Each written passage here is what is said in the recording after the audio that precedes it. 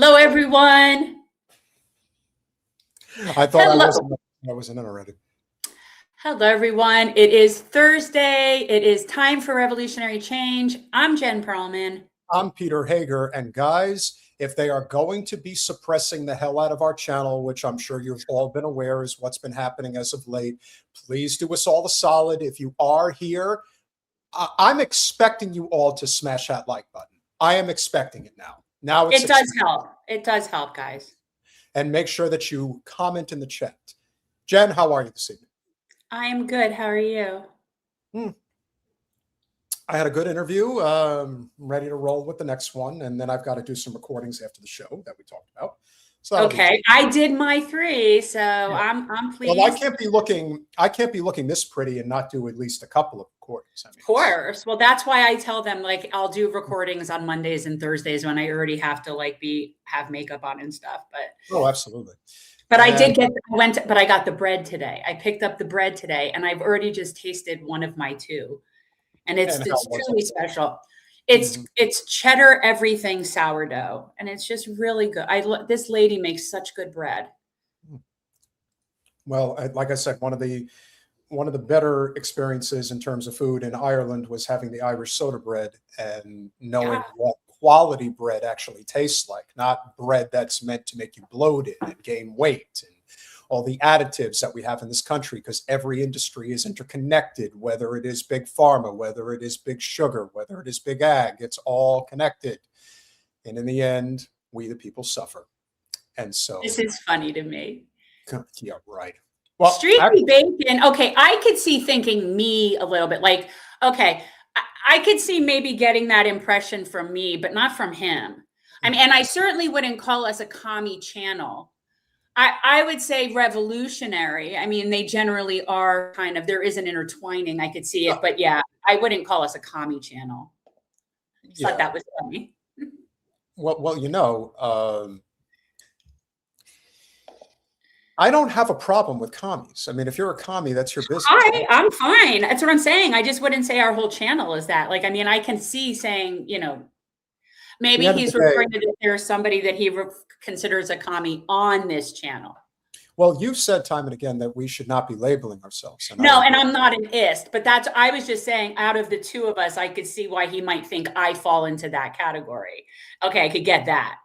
Now, but, yeah, I want to start off, and I agree with Sean Rogers. Yes, well, it's definitely a revolutionary channel. You don't have to be a commie to be a revolutionary, by the way, just in case anybody was wondering. Talk about somebody who's a revolutionary. So, Azeez Al-Shaair, I want to say his name right. I don't want to butcher this. Azeez Al-Shaair. Azeez Al-Shaair decided that while he is one of the best defensive ends in the NFL, he also is a Muslim, and he is also very much for Palestinian liberation, and he is not going to hide it. And so during the post game, Colin, can you blow up that picture? Is there anything you could do there? Because what are you trying to just read the? Oh, okay, yeah. So Azeez Al-Shaair in the post game, when the Houston Texans defeated the Pittsburgh Steelers on Monday night in the final wild card NFL playoff game, he was one of the stars of the game. Houston has one of the best defenses in the league, and of course, he was probably the primary star. And as you can see by the attached eye black that he's wearing, it says, "Stop the genocide." Well, needless to say, Zios did not like this. And the thing that I've noticed in these chats, they really hate Muslims. Like, they really don't hide the fact that they really hate Muslims, that their bigotry towards Muslims knows no bounds. They absolutely. Can I say something about this? Yes. The self-importance of the Zionists. Okay, and let's look at this from 2 different perspectives, how screwed up that is. From one, they assume you're talking about them. Now, I would point out that there are genocides happening in other places that are going on right now in Sudan and I think in the Congo, there's something going on that is akin to that. Like, there are other things. It just says stop the genocide. So the fact that Zionists got so offended by that, I guess they resemble that comment. Oh, there were Zionists that were saying he should be suspended for the playoff game in the divisional round against the Patriots. He doesn't even reference them. He doesn't reference anything about Palestine or Gaza or Israel, nothing. So the fact that they know that they're committing a genocide, so they're admitting that, right? They're admitting that they're committing a genocide, because otherwise, why would they assume that he's talking about them? Excuse me, there is no funding. This is my channel, and it's a really great channel, and you should be subscribed to it. I don't care where you're from. This is a really great place, believe me.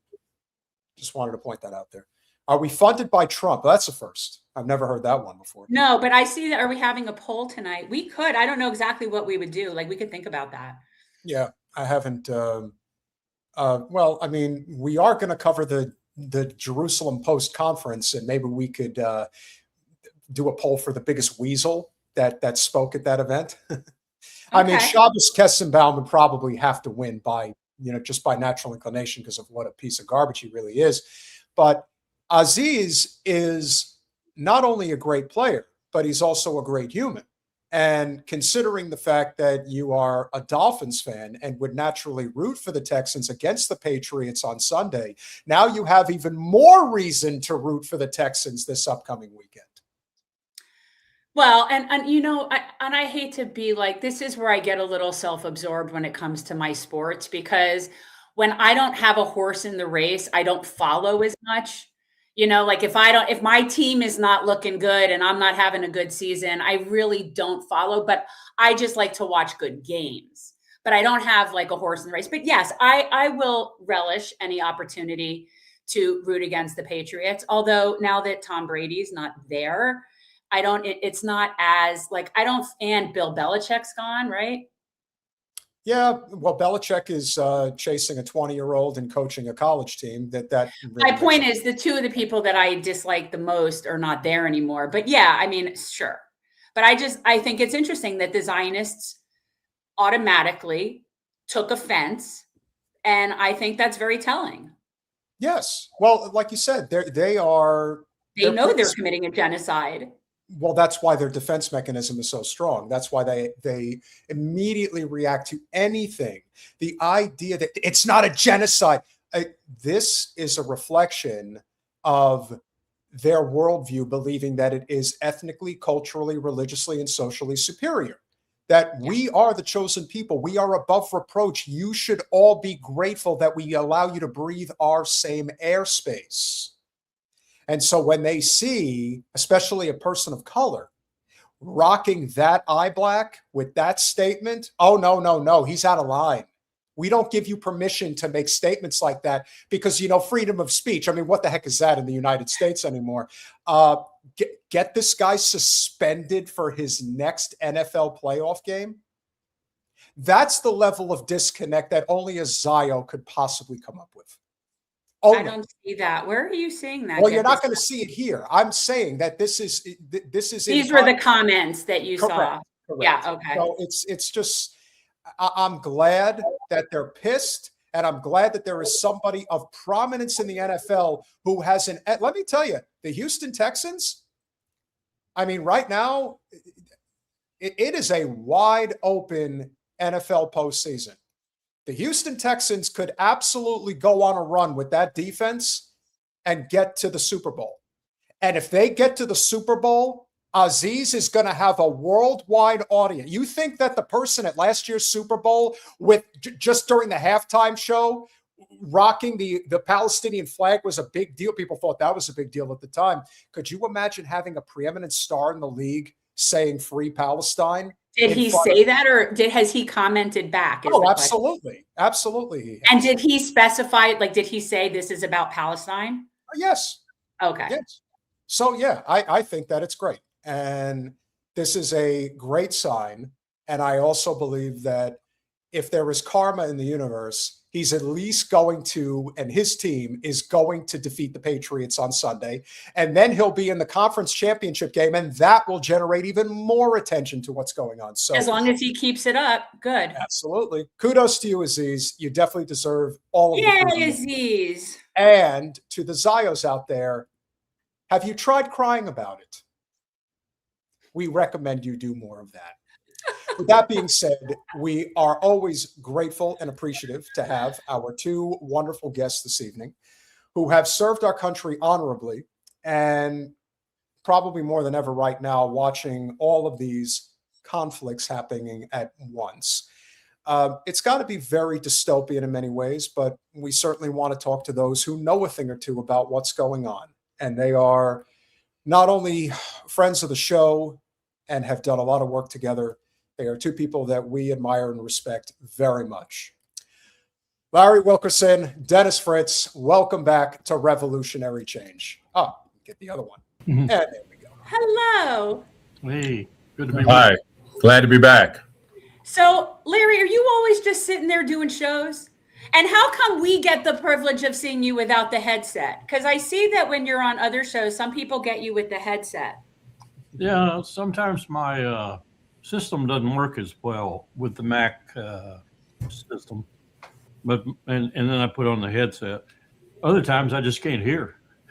Oh, okay. Well, I've just been noted because, yeah, I've been watching you doing like nonstop. Yeah. I've been seeing you nonstop on the shows. We are in very interesting times, no? No joke. We're in Hobbesian times, to put it in philosophical terms, and we're trying to sit atop that Hobbesian world. Not easy task, especially when you're bleeding off power as fast as we are. We're all over the place. Peter, I know we wanted to get into Iran and Venezuela, but I wasn't sure exactly, Peter, like where you wanted to start, like what order. Yeah, I got to tell you, when you think about, and I think we could kind of work our way into Iran because I think everything is interconnected. Colin, do you have that clip that I sent you earlier, just a little while ago? So the next iteration of Juan Guaido, Maria Machado, was in South Florida earlier today, apparently, and met with the president, met with Rick Scott. Yeah. This was actually local coverage, Jen. This is from, I believe this is CBS Miami that was covering this. So, yeah, while the entire world laughs at us, our country is trying to legitimize Machado as the next installed puppet in Venezuela. Well, this is what happened earlier today. Maria Corina Machado was greeted by supporters after meeting President Donald Trump at the White House. We count with President Trump for freedom of Venezuela, said Machado while hugging Venezuelans in D.C. There are no pictures of the opposition leader with Trump this Thursday. Images of Maria Corina Machado arriving at the White House were seen earlier. And then this. How was your meeting with the president? Did you give him the Nobel Peace Prize? She did not answer this question. Hours later, Machado met with U.S. senators, including Florida's Rick Scott. A day before, Trump praised Delcy Rodriguez, the interim president of Venezuela. He called her, quote, a terrific person, end quote. Machado told CBS News she's not someone to trust. White House Press Secretary Caroline Leavitt reiterated the president's position. They have been extremely cooperative. They have thus far met all of the demands and requests of the United States and of the president. On January 3rd, when Nicolás Maduro was captured, Trump was asked if Machado would be in charge of Venezuela. It would be very tough for her to be the leader. She doesn't have the support within or the respect within the country. She's a very nice woman, but she doesn't have the respect to be the leader. Okay.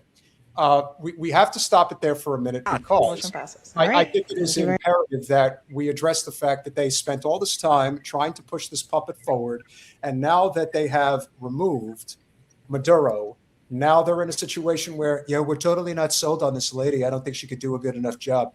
Talk about being stuck in no man's land or woman's land. What do you foresee unfolding with this supposed coup that is still taking place? Because I don't really know what to make of this, gentlemen. I on the one hand, I think that they understand that if there is any type of military conflict in Venezuela, it is going to be extremely volatile, and there's going to be a hell of a lot of bloodshed. The Venezuelan people do not want this.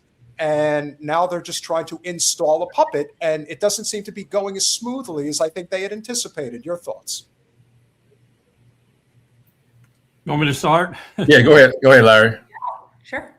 This all goes back to my appreciation of what Juan Guaido represented when Trump brought him to the Congress and put him up in the visitors gallery and recognized him and more or less said he would be the future leader of Venezuela.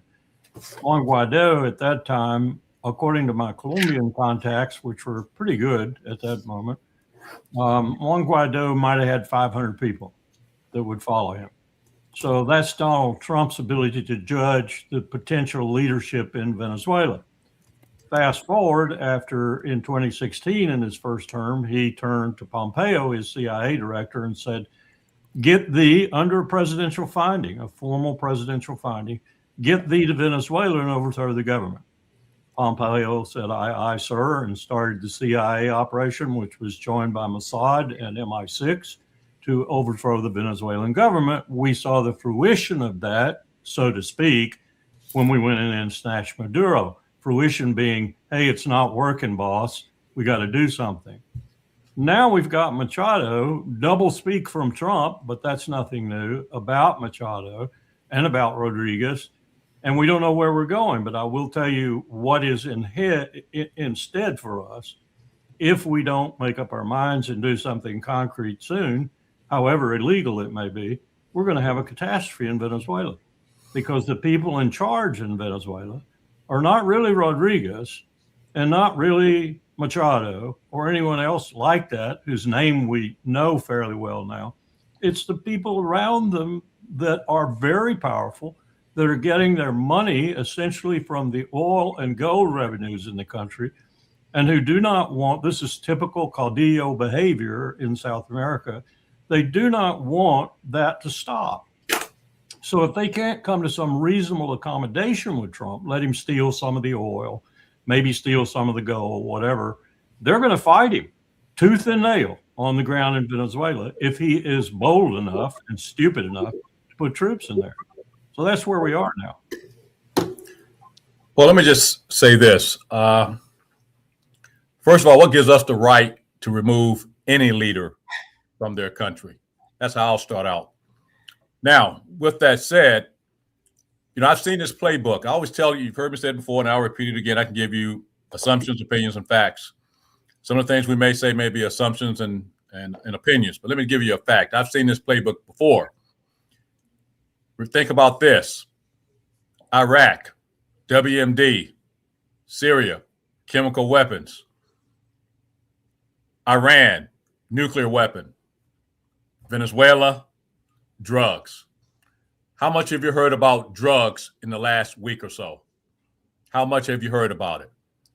Now, Trump, he can care less who's in charge. We've already seen that. He can care less who's in charge. You remove the current president, and then you don't care from there because of the fact you think you can control everything. Now, all Trump cares about is oil, not who should be in charge, not a democratic process. I own the oil. I am the acting president of Venezuela. There's my answer right there. And oh, by the way, it's amazing to me what people will do just for power.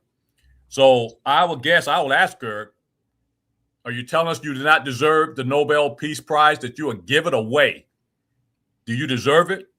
You give it away just for power. That's mind-boggling to me.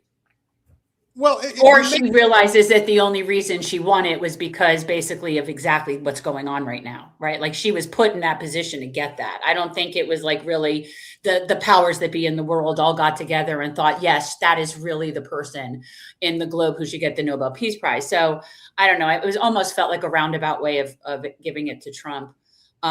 But in the first place, but then of course they made it clear it's non-transferable. I didn't think it was transferable. That's just so stupid. Yeah. Of course it's no. She's just what I'm saying. She's feeding his ego. And shame on him. That tells you what type of person he is to accept it. The latest I saw before coming on, he actually accepted it too. Well, I'm the most deserving person of that award. The Nobel Committee deserves what they're getting right now. Absolutely. Well, it was a mockery to begin with. Now they're really just making it so that it's a completely irrelevant prize. Let me add one thing to what Dennis was saying, too, that is a dimension of it that the papers, especially the mainstream media, they don't get it. Trump is also, and the people around Trump, people like Miller and Vice President and Vaught and others are very concerned about what's happening in South America with regard to China, because China has probably taken over about 60% of the major country economies that trade with them in South America. If you're familiar with the port they've just built on the Pacific coast in Peru, that port is probably going to be, if it isn't already, the most fabulous port in the world. And it's going to negate really the Panama Canal, because ships are going to go there instead of go through the Panama Canal, especially the bigger ones now. They can't even pass through the canal. And you can't really do anything about that with the canal because the topography, everything, the geology won't allow you to build it any bigger. Water and so forth from Gatun Lake and other things that impact it. So that is a real national security issue with regard to South America. But are we tackling it in the proper way? We're essentially saying, hey, if you're going to deal with China, we're going to really break your back. Look at what we just did to Lula in Brazil, for example. Lula had joined the BRICS movement very, very strongly to de-dollarize. And they were making progress in terms of commodity exchanges all over the world. They were not using the dollar. They were using the real. They were using the renminbi. They were using the ruble.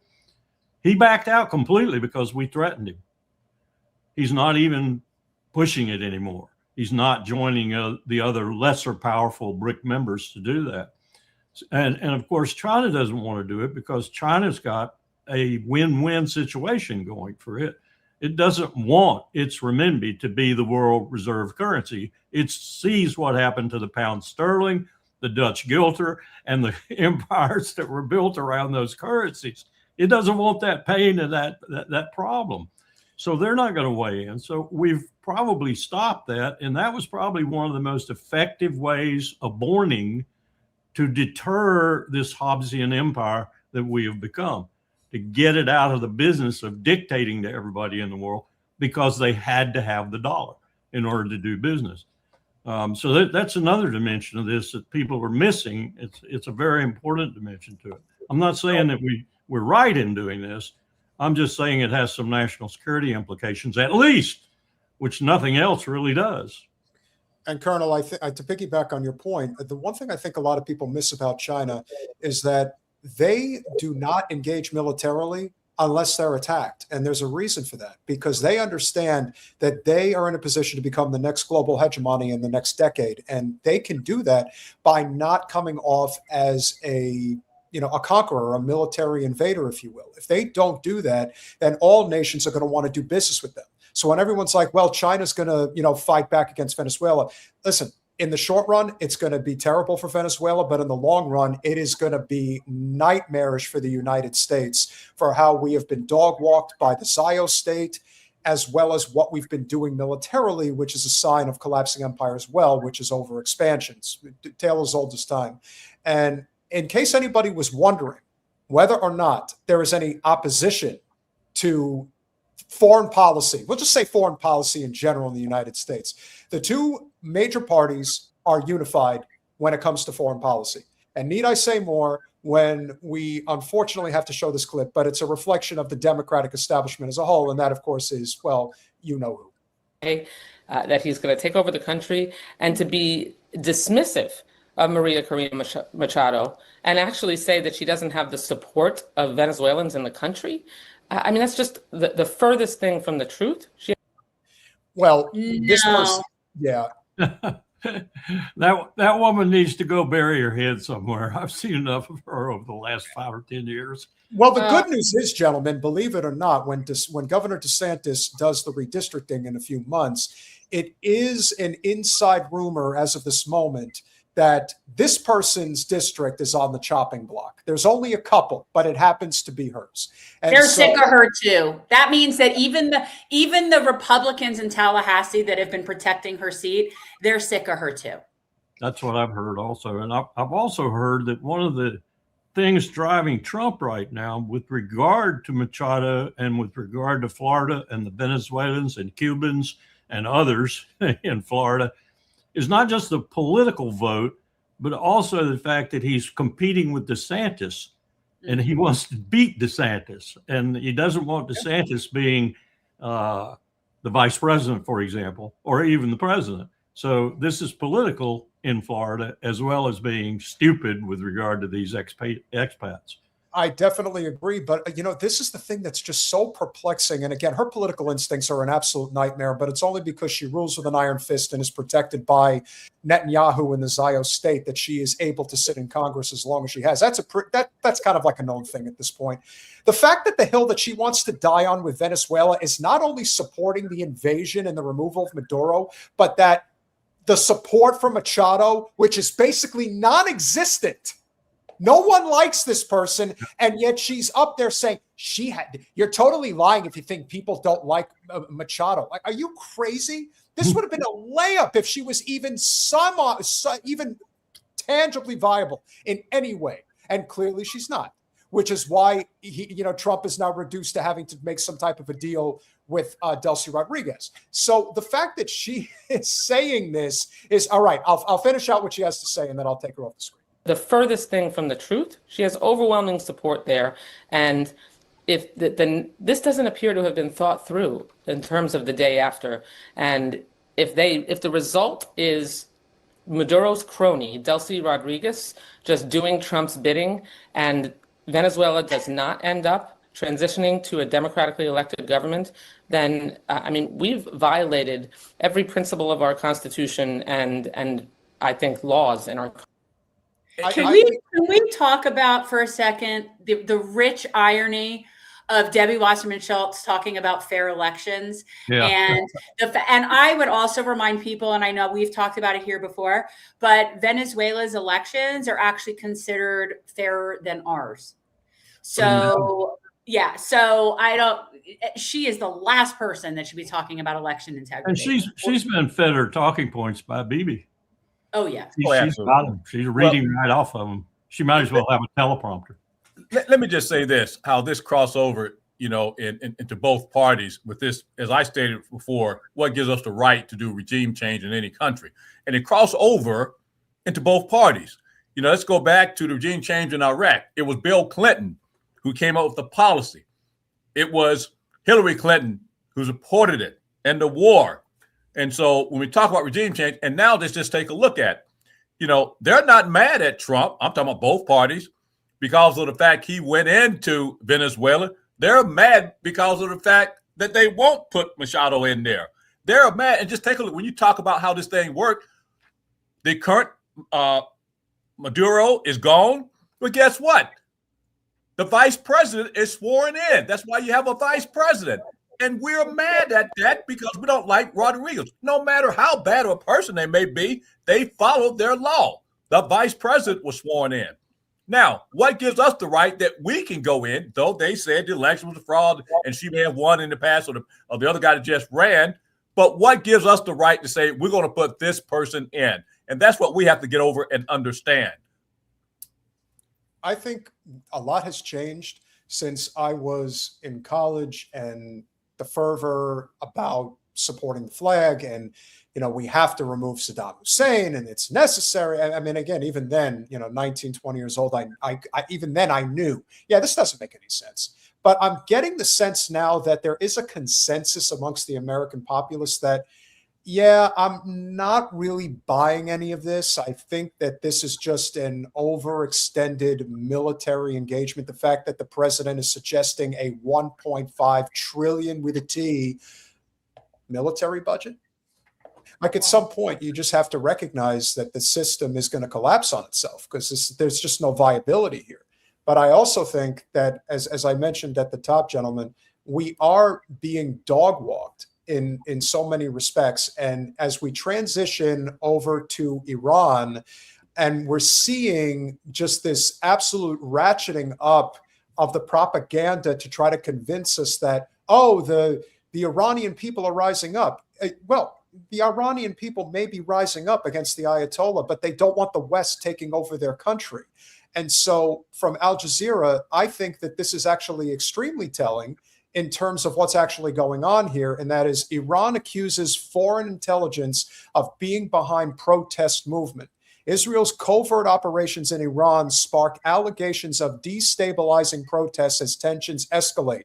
Gentlemen, what is your take on what is currently going on in Tehran? Larry, let me go first on this because, as I said, facts, opinions, and assumptions. I'm going to give you a fact. Peter and Jen, I want to thank you all. When I came off my book last year, Deadly Betrayal, if you go to page 58 and 59, it spells it out for you. For those who have purchased the book, and I know y'all had it, it tells you that is the final piece of the plan. They are scared of Iran to go to battle, which we've already saw with the ballistic missiles that we cried and Israeli cried uncle, as though we had won. No, they were afraid of ballistic missiles. As part of the master plan, you take out Iraq, Saddam, Assad is gone. Who's left? Iran. And the key plan was we can't go to war with them because the country is large. We can't go to war because that'll bring the people together. So what do we have to do? We have to cause internal unrest, both inside and out, supported by the CIA and Mossad. And oh, by the way, we're going to do it with exiles. And just for some reason, some name keep coming up to me, Reza Pahlavi. Yep. And who is that guy? Well, that happened to be the son of the former Shah who was overthrown. And he's speaking louder than anybody. So I know this playbook very well. I saw it in the Pentagon, and it's a continuation of the takeover of the Middle East, with Iran being the final piece. And how they're going to do that? Before we go to war, we want to try everything we can with internal unrest. And it's playing out now, but guess what? It looks like it's ending because it didn't work. And so I must tell you, the next thing is truly all-out war.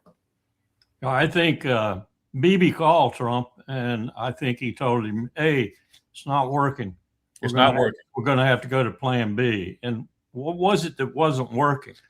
If you look at what happened over the last few days, you were looking at 1953 repeated with a lot more modern technology, a few more players, a lot of different strategies on the ground, most of it led by Mossad, but MI6 is there. The British were there in 53, and the CIA was there. The CIA was there. People don't remember or never knew anything about that coup. Kermit Roosevelt, in charge of it, literally as one individual, a CIA guy, was in Iran and working on it desperately with money that was coming in to buy people to shoot other people and so forth, to cause riots, to burn buildings, crash cars, and so forth. And he failed, abjectly failed. And he told Washington that. And I've got to assume that London was surprised of it too. And what happened then was they said, double down. Here's more money. Go hire some more people. Go shoot people. Go burn buildings. Go burn cars. Go do everything you possibly can, especially around Tehran. And who called it off? Mossadegh called it off because he watched his own people being killed in the streets. And he said, I'm not going to take this. And so he stepped down. And we got the Shah in, and you know the rest of the story. That's exactly what they've been doing for the last few days, with a lot more modern technology, including satellite hookups to tell them exactly who to shoot in the back. It wasn't the IRGC. It wasn't the Iranian government so much. I'm sure they did some because they made mistakes. But mostly who they were ferreting out were the Israeli agents and the others and shooting them. If you saw Mike Pompeo's post, he actually said, thank you, you Iranians, and also and Mossad agents next door walking along with. That's what we were doing, and it failed. It failed spectacularly. And I understand there's a lot of people in jail in Iran right now who probably won't get out for a long time if they're not executed. But okay, so Jen and I were talking about what comes now. What do we do now? Well, Larry, unfortunately, I know you were going to say something, Peter, but that's where Plan B. The internal insurrection and so forth was supposed to be the plan A to keep us from going to war because of the fact, I'm going to tell you right now, we've seen it already. those ballistic missiles are powerful and they're very accurate. And oh, by the way, the JCPOA, the Joint Comprehensive Plan of Action, better known as the Iran nuclear deal, the reason we broke that, meaning the Trump administration, because they wanted Iran to get rid of the ballistic missiles. And they're not going to do that because that's their lifeline. And we're afraid of those ballistic missiles. And so now plan B, where some decisions are going to have to be made, because the only way you're going to take down Iran now is through the all-out war, which, oh, by the way, originally, before Bibi personally now saw the ballistic missiles and their accuracy, he wanted that all-out war. But he needs to think about, because I'm being told, and Larry know this more so than I do, that those ballistic missiles, they have enough to truly destroy Israel. Well, they're in a pickle right now. Trump's going to have to make a decision whether or not, if Bibi wants to go ahead, Trump goes with him. There's no way Bibi can do it, not by himself. Absolutely not. And Jen and I were talking earlier today that, and again, if I'm the leader of a nation, I'm just thinking objectively, if I was in a position of power, if I'm catching Mossad agents as have been caught on the streets of Tehran, I'm executing them in the public square. Like I'm making a statement. I'm making it very clear. Oh, I'm not with the execution, but I'm not necessarily with a trial either. So yeah, we could find some sort of middle. I'd go further than that. You know, under Article 51 of the UN Charter, the self-defense article, Iran has every right now to preempt, to go after Israel and ultimately the United States too, because they have been attacked. They've been attacked inside their own territory by foreign agents supported by Israel and the United States. And I suspect Britain's there too. They're always there when something heinous is going down, especially with Iran. So they have a right to preempt. They could attack Israel right now. And when and it would be self-defense. Yes, it would be self-defense. Yep. And if you look at the flip side and you want to talk about the type of propaganda that you get in Israel, the Times of Israel says that it was Netanyahu is said to have asked Trump to hold off on striking Iran, even though everyone knows that it was a collection of Gulf states that said, no, this is not the right way to go, and Trump ultimately listened. And then you have Mossad said to tell U.S. at least 5,000 killed in Iran protests. Okay, let's just say that it's, again, whatever the number is, let's say it's a few hundred, say it's 1,000. How many of that was due to provocation by Mossad? I think that's an even bigger question that a lot of people should be asking themselves, because we're seeing them all over the place now.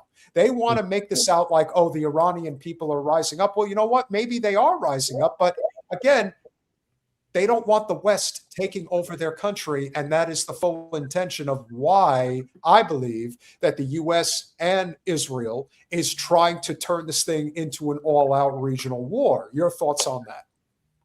Well, Nima Al-Khurshid, who's an Iranian citizen, lives in Brazil now and has a Dialogue Works is the name of his podcast. He's been in Tehran for the last 3-4 weeks, and he's been emailing me periodically. And one of the things he said is in the places he's been, and not just Tehran, he's been around in other places too, north, south, east, and west. He said, what's happening is, and this is where I get the 1953 metaphor or the analogy, what's been happening is they've actually been shooting Iranians. They have actually shot them, killed them, and then blamed it on the Iranian government, the IRGC, the Majli, or whatever. And the Iranians figured it out, and they began to corral these people and jail them, and that's what stopped the protests yesterday. It wasn't the fact that it was spent or anything. It was the fact that they took the major perpetrators of it down, literally took them down all around the area where it was happening. Another thing about it, there are genuine reasons for the Iranians to be protesting, and they really started out genuinely protesting. The inflation, the fact they can't hardly buy a meal, the fact that the IRGC is making tons of money, and every Iranian knows this now. They steal the money. They don't give it to the people. The government goes along with that. So, yeah, there's legitimate reasons to be protesting. But as in the previous protest, remember when the woman was killed and it looked like things might get really bad for the Islamic State, and they did? What they did was they really disenfranchised that regime in terms of its legitimacy to rule. The regime reacted to that in a certain way. I'm not saying they're not still draconian, but they are trying their best to deal with the problems they've got. And here's another thing. The Iranian on the street, and Nima will confirm this for you, the Iranian on the street, when you ask them what's causing the problem, 9 times out of 10, they say U.S. and European sanctions. They don't say the problems in Iran. Now, they'll come to those eventually if you go on with them in the discussion. But the real problem they see is the sanctions. They know the sanctions are doing irreparable damage to them. Everything from not allowing them to get clean water to drink to making food prices so high. Our sanctions are draconian. Remember what our sanctions did to Iraqi children in the 10 years of those sanctions? Something like 500,000 Iraqi children were affected and died from those sanctions. That's who the sanctions hurt when you blanket them like we're doing. Not the people you want to hurt, the Saddam Husseins. It hurts the people who try to live from on a day-to-day basis, just like we in this country. And the Iranians aren't having a very good time of it right now. And it's principally due to our sanctions. Larry, I smiled because I just wrote the word down, sanctions. Spot on. I was just ready to mention that. That's the key. The sanctions that we've put on them. And what allows us to do that, of course, everything is traded in the American dollar. And that's why they're trying to have a BRICS, the BRICS nations trying to come together so they can get themselves off the American dollar. But it's the sanctions that is really causing the inflation and a lot of things going on in Iran right now. And all these other countries too. We've got all this mess in the world right now that we've created largely. The Europeans are chickens. They won't back off any of this because they're afraid we'll leave them. They've got so many different, we'll take Greenland. We're going to take a territory of a NATO member. This is really fractured. NATO was moribund anyway, but it would have taken a while for it to die. But it's going to die quickly with Donald Trump. What is the impetus to take Greenland? Is it really just resources, or what is the whole deal there? We had, when I was first in Washington with Colin Powell as chairman of the Joint Chiefs of Staff, we had some 31 installations on Greenland. Those installations were accepted. They were used. The locals made something from them, the money that was spent at the places and such. They were mostly artifacts of the Cold War. So in 1991 and 92, President H.W. Bush said, go out and find out what those artifacts are, and we can save some money. Eventually, we saved about 25% of the defense budget. We closed all these things down, and the only thing we left in Greenland was Thule. So why, if you really think you need Greenland in a military sense, why not just, I'm sure the Greenlanders in Denmark would agree to it, just put those installations back as you need them, strategically, operationally, and so forth. I don't see that we need all that, but maybe we do need a few because Greenland is key to monitoring that portion of the Arctic that is beginning to be, especially by Russia, much more trafficked and much more utilized. And so I wouldn't put it past us to have a real good reason to want to be back at some of those places in Greenland. But why do it this way? He knows no history. Hegseth knows no history. None of these people know any history. They don't do any studying. They don't do any referencing. We've had things there before. I'm sure the Danes would let us have things there again. So why cause all this mess? It's because Donald Trump can. Remember his words the other day? The only limit I have on my power is me. Yeah. Hey, just to add on to what Larry said in your original question, yes, me personally, I do think it's about the minerals that are there. That's what Trump's believe in, minerals, resources, oil. I've been to Thule. I've been to Greenland a couple of times in my last 3 years in the military. I was part of what was called Air Force Space Command, and we had NORAD and Space Command, and we had responsibility of our nuclear weapons. And as Larry mentioned, it was about pre-warning systems for us in case of an attack, by Russia or whatever the case may be.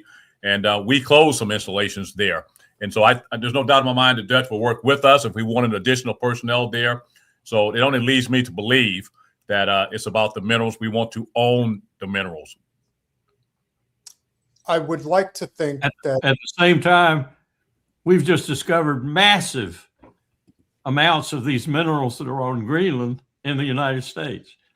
But we're not going to go after them because we're not going to interfere with people's lives. Right. We're not going to go break up roads and tear down universities and so forth. It's incredible what we're doing when we're sitting on stockpiles of many of the things we need, critically need, both in the civilian and the military infrastructure, if you will, and we're going to go get them elsewhere. To include all. We're going to disrupt other people's lives instead of ours. Gentlemen, we've definitely reached a point of no return when it comes to the devaluing of the U.S. dollar. It is obvious that BRICS and the contingency between particularly Russia and China is continuing to grow. How much time do you give it before there is an all-out debasement of the U.S. dollar, and whether it's a full-on depression or whatever it's going to look like? Who's going to win? Not Who's us. winning when this is over? Because it's not us. Well, if you saw Anatole Lieven's piece this morning, Quincy Institute, I think he's on to something there. The Europeans right now are talking about doing the same thing to Russian shipping that the United States was doing to Venezuelan shipping in the Caribbean. In other words, in the Baltic and other places like that, intercepting these ships and confiscating their cargoes and so forth. Putin has been very clear about what that means. That means war with NATO. He knows he cannot win a war with a unified NATO. He can't. It's too powerful. Even though in its individual pieces it might be not so powerful, but with the US, Turkey, and everybody else in there, if they were all there, he couldn't beat them, especially not with the other things he's trying to do, like in Ukraine, where he has so many soldiers committed. He's been very clear, and so is Sergei Lavrov, his foreign minister. I'll go nuclear. If it's existential to my country, I will use nuclear weapons. I don't know why the Europeans and we can't understand that. He is not joking. Well, we're looking at it in the same direction as, say, Netanyahu Milikowski, because it is obvious that the reason, I believe as much as anything, the reason why the Israelis are able to get away with as much as they've gotten away with is because they have made it very clear that if their nation is in danger of collapse, they will employ the Samson option. They will use nuclear weapons. If anyone is capable of dropping a nuclear weapon as they leave this earth, it's Netanyahu. Like, to me, he's number one. I would definitely see him pushing the red button in haste of what would be his ultimate demise, which I think is coming, which is why I think that this is an extremely dangerous period that we're living through right now. And it doesn't seem like there's enough people that are willing to talk him off the ledge. I don't know how this is going to end, but what I do know is that I believe both of you gentlemen have at one time or another either worked or knew of Mike Pompeo. What is your history, if any, with this lunatic who's also a Zionist? Dennis, you got that one. I mean, I've never really, worked with him, but you said it. He's a Zionist, and I don't know what more to say, Peter. I mean, that's all I can say about it. I don't know him personally, but he's a Zionist, and he's all for Israel. And going back to what you said a few minutes ago about the Samson option, I actually believe he would do that, he being Bibi Netanyahu. Why? Because if you can kill thousands and thousands of women and children and not feel anything, that tells you what he's capable of. Which also goes to which leads to an even greater point here, which is, I am sure you're aware of what he said the other day. We're going to play it now, but it's so brazen in the context of dehumanization of others on behalf of the Zionist state. And I think he stops himself ever so briefly, realizing what he's saying is really messed up, but that doesn't stop him from continuing making that same point. So here it is. Generation of young people won't remember October 7th in the same way. That's true in Israel and in America and broadly in the world. And we need to make sure two things. One, it's not that we don't forget. We need to make sure that the story is told properly so that when the history books write this, they don't write about the victims of Gaza. Hey, Peter, can I say something? Sure. Please. Yeah, no, I saw that and I almost went up in the ceiling. And let me just tell you where I saw it. And it finds me amazing when you talk about the Zionists and how they want to get rid of TikTok. I saw that through yours truly, Peter, when I first saw it on TikTok. And when I saw that, unbelievable. They want to rewrite the books. But when you talk about inhumaneness, you didn't continue it. But what he said was, the bottom line, he don't care about the Palestinian people. So what that many of them were killed? It's about October the 7th and the poor Israelis. That is sad. Unbelievable. And this is what we're dealing with. Yeah, Ralph Nader published a piece this morning that cited a large section of Francesca Albanese's latest report. And that section, and I think Ralph is right about this. He's been pushing this all along, and I think he's right. That section said there have been 700 plus days of killing. The Hamas Health Ministry says 65,000 people, 75% of whom are women and children. But the third bullet was, we think it's more like 500 to 700,000. I think Ralph and Francesca are right.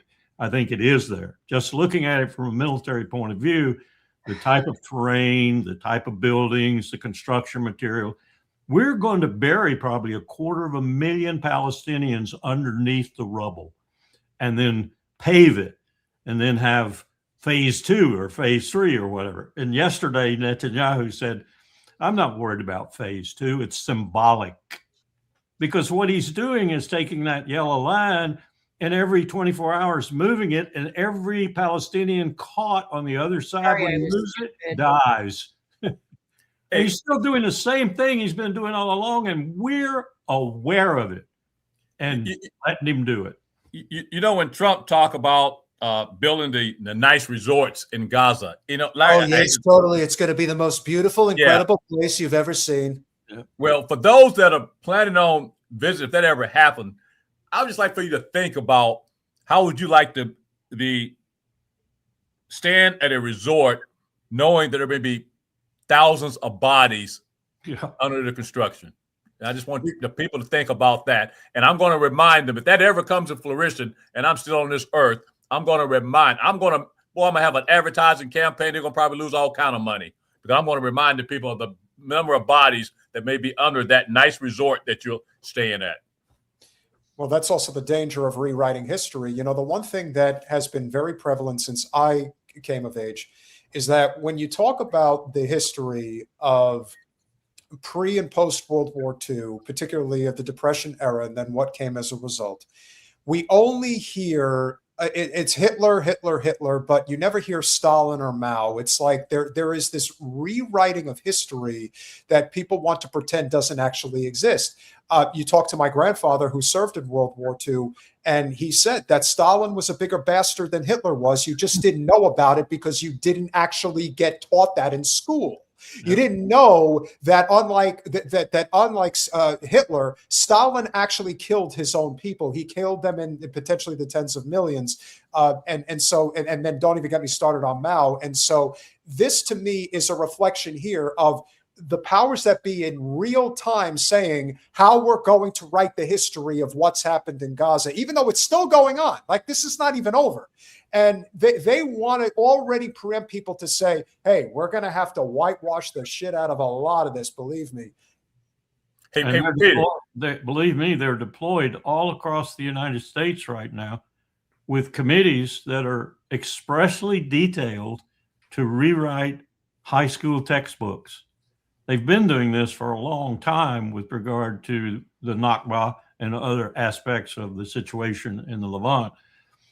Now they've got a fresh effort going. Whole new teams are coming in to rewrite high school and middle school textbooks and so forth, to erase the Palestinians, erase every bit of the history that's happening right now before our eyes, and write the true history that man right there on your screen was just reiterating. And Peter, let me just mention, when I saw the piece, when I first saw you, when I first saw this, the first thing I thought about, and I knew I was coming on the show tonight, is when you look at, as Jen stated earlier, all the nonstop interviews that Larry is doing, the reason we do this is because we want to make sure the true story is told. There's things that we know and have seen, and we want it. That's why we go on these shows. That's why we need people like yourselves, because the main media, extreme media, is going to be a part of the lie.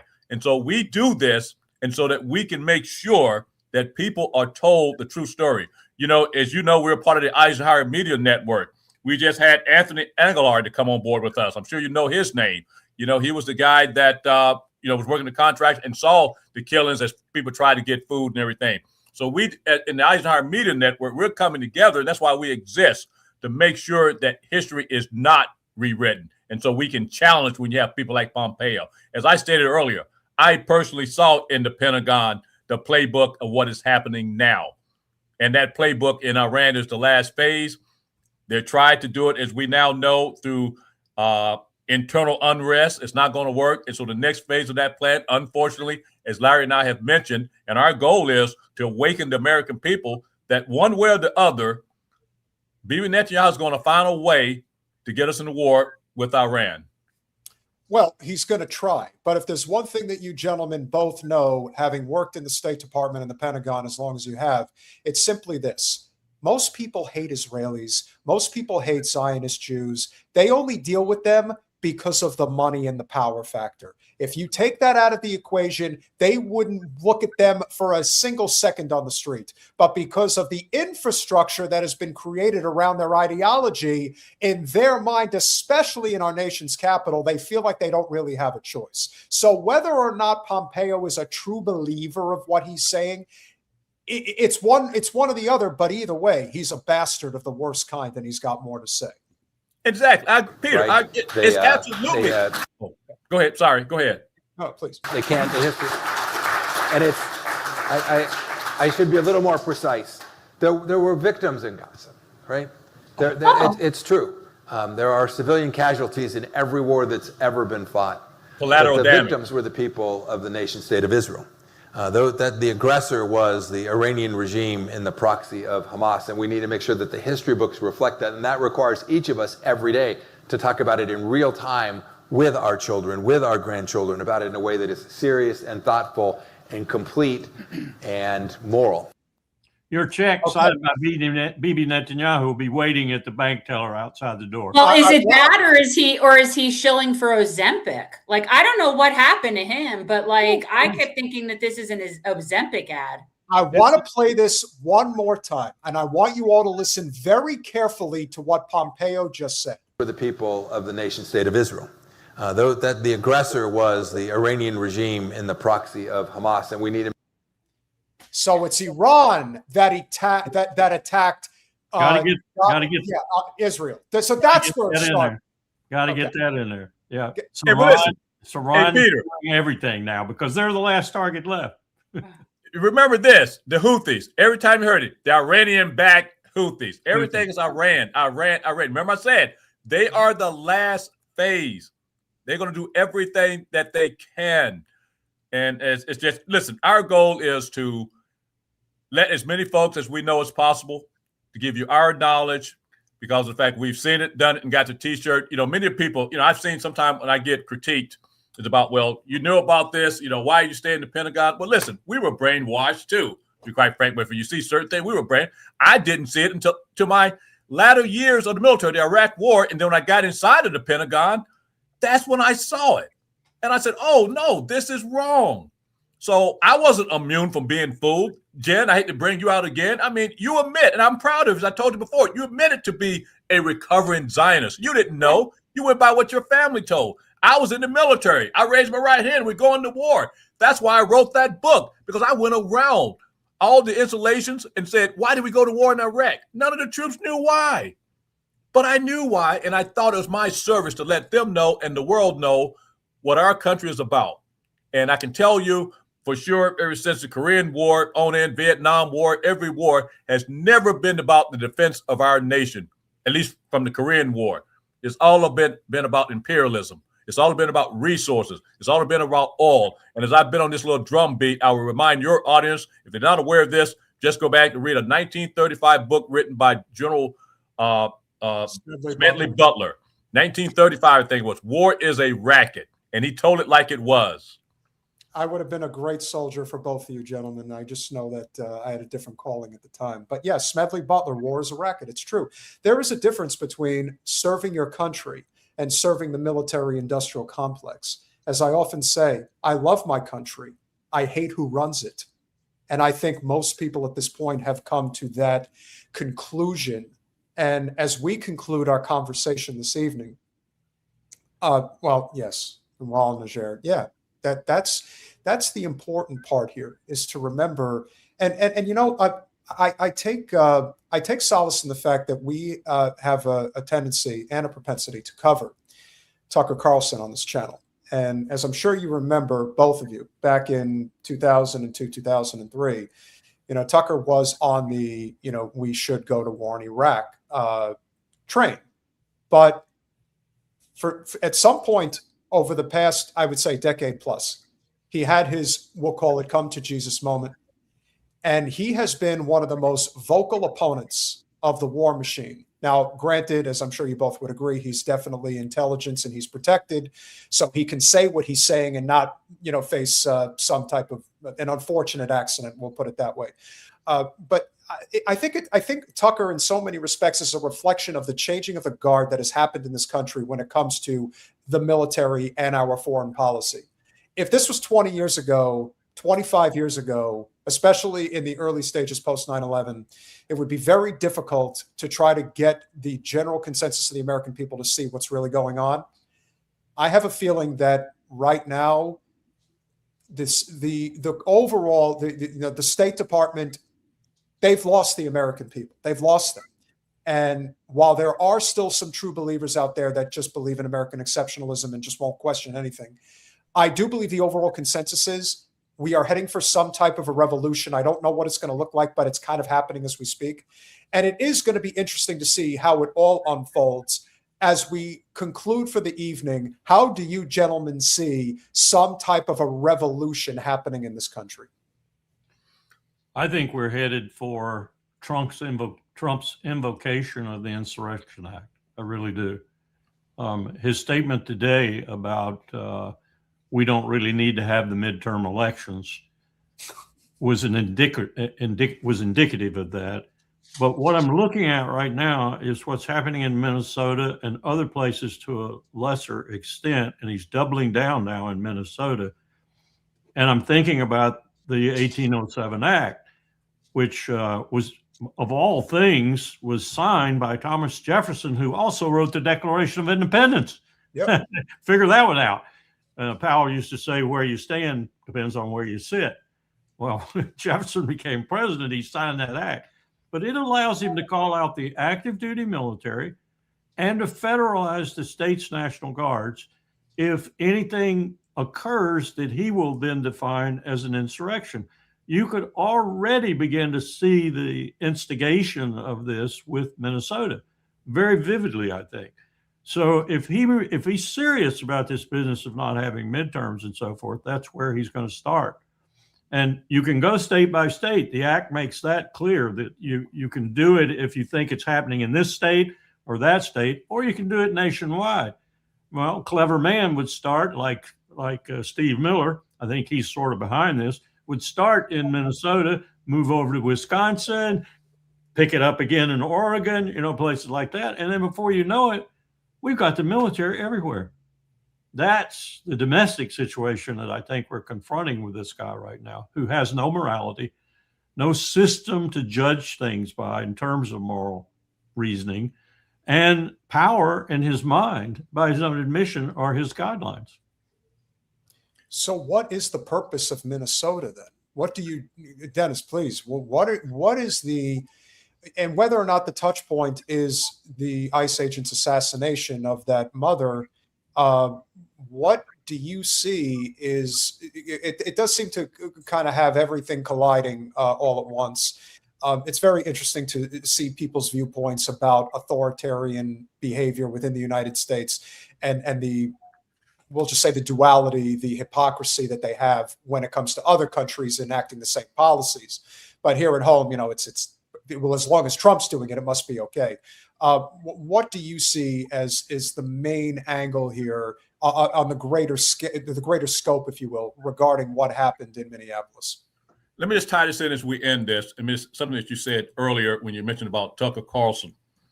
I would throw in Candace Owens in there, and I would throw in Marjorie Taylor Greene. Sure. And I've told folks, I really think Marjorie Taylor Greene is sincere, regardless of how she was in her past politics. I could not stand her politics, but she's losing a lot and she's putting her life in danger. And so I joined that team when we're trying to save America. Okay. So I would throw those two in there too. Now, I see Minnesota as the training ground.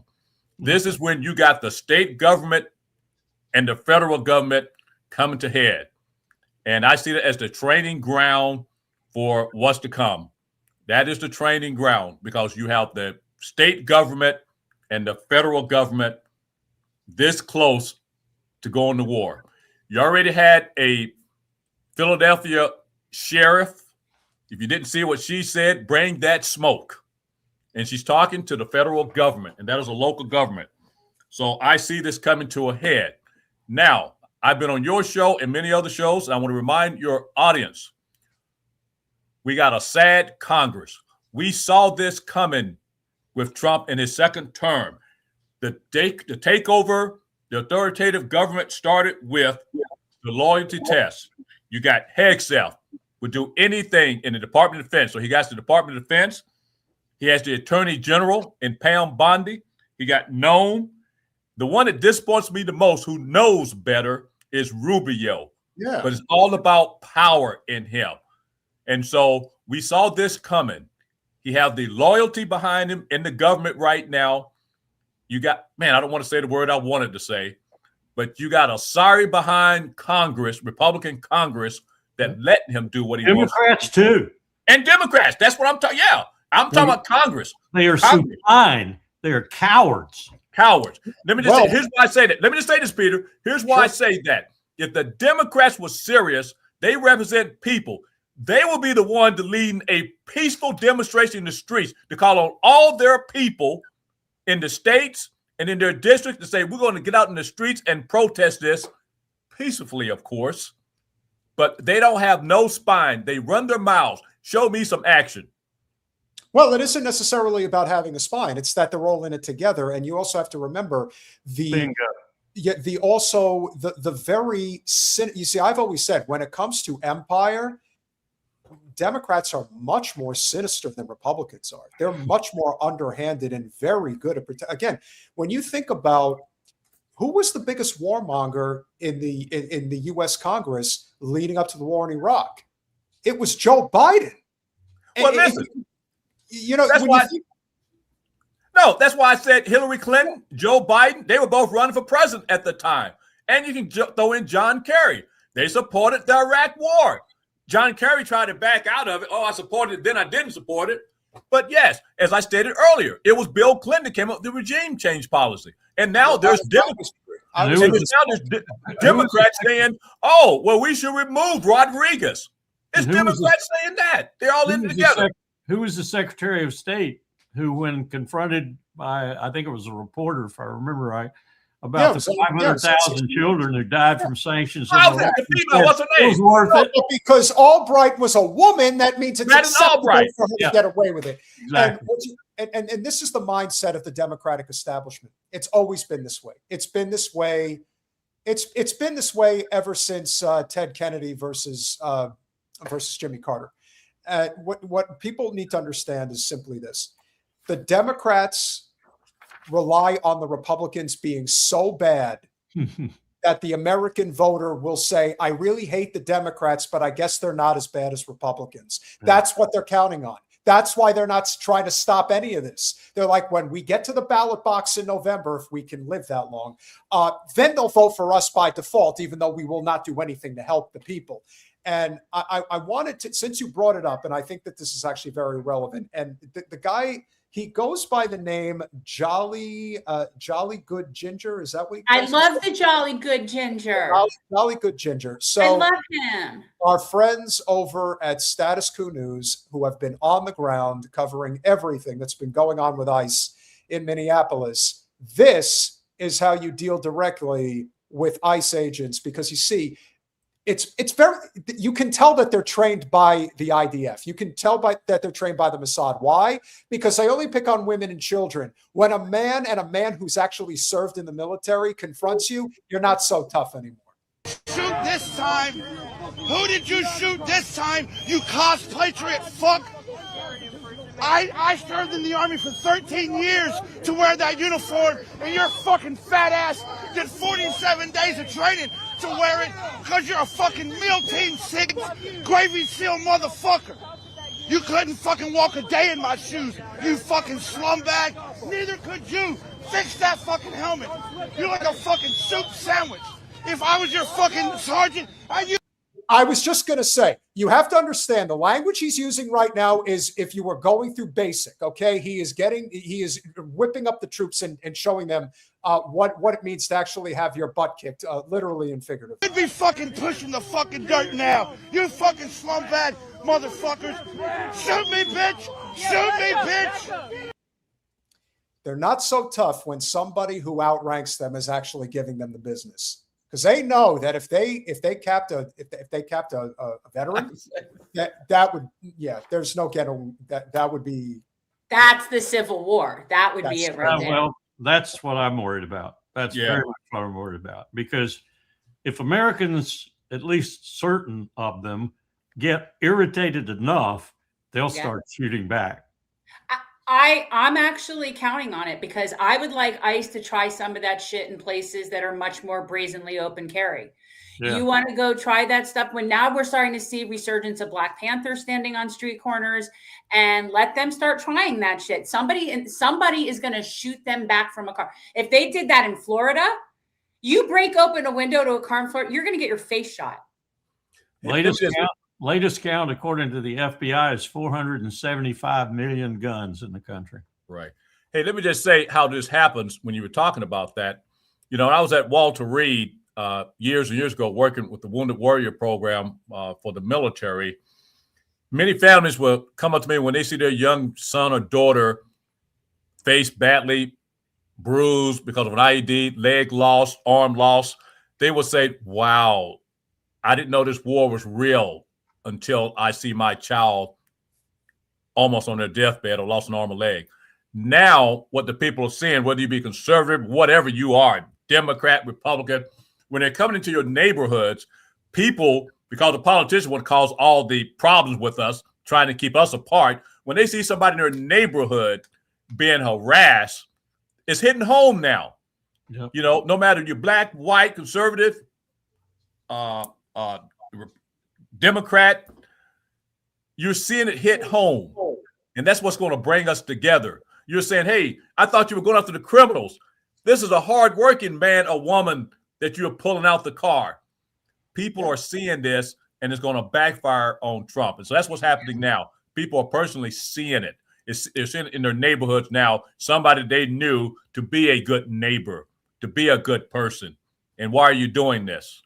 Because as I've often said, people don't like to punch up. If you really want to know what the problem is, especially with immigration in the United States, the powers that be, the multinational corporations, own our government, hook, line, and sinker in conjunction with the Zionist state. And if it was up to them, we would all be wage slaves. We technically are, but they would rather pay us nothing and just adhere to whatever the will of the shareholders want.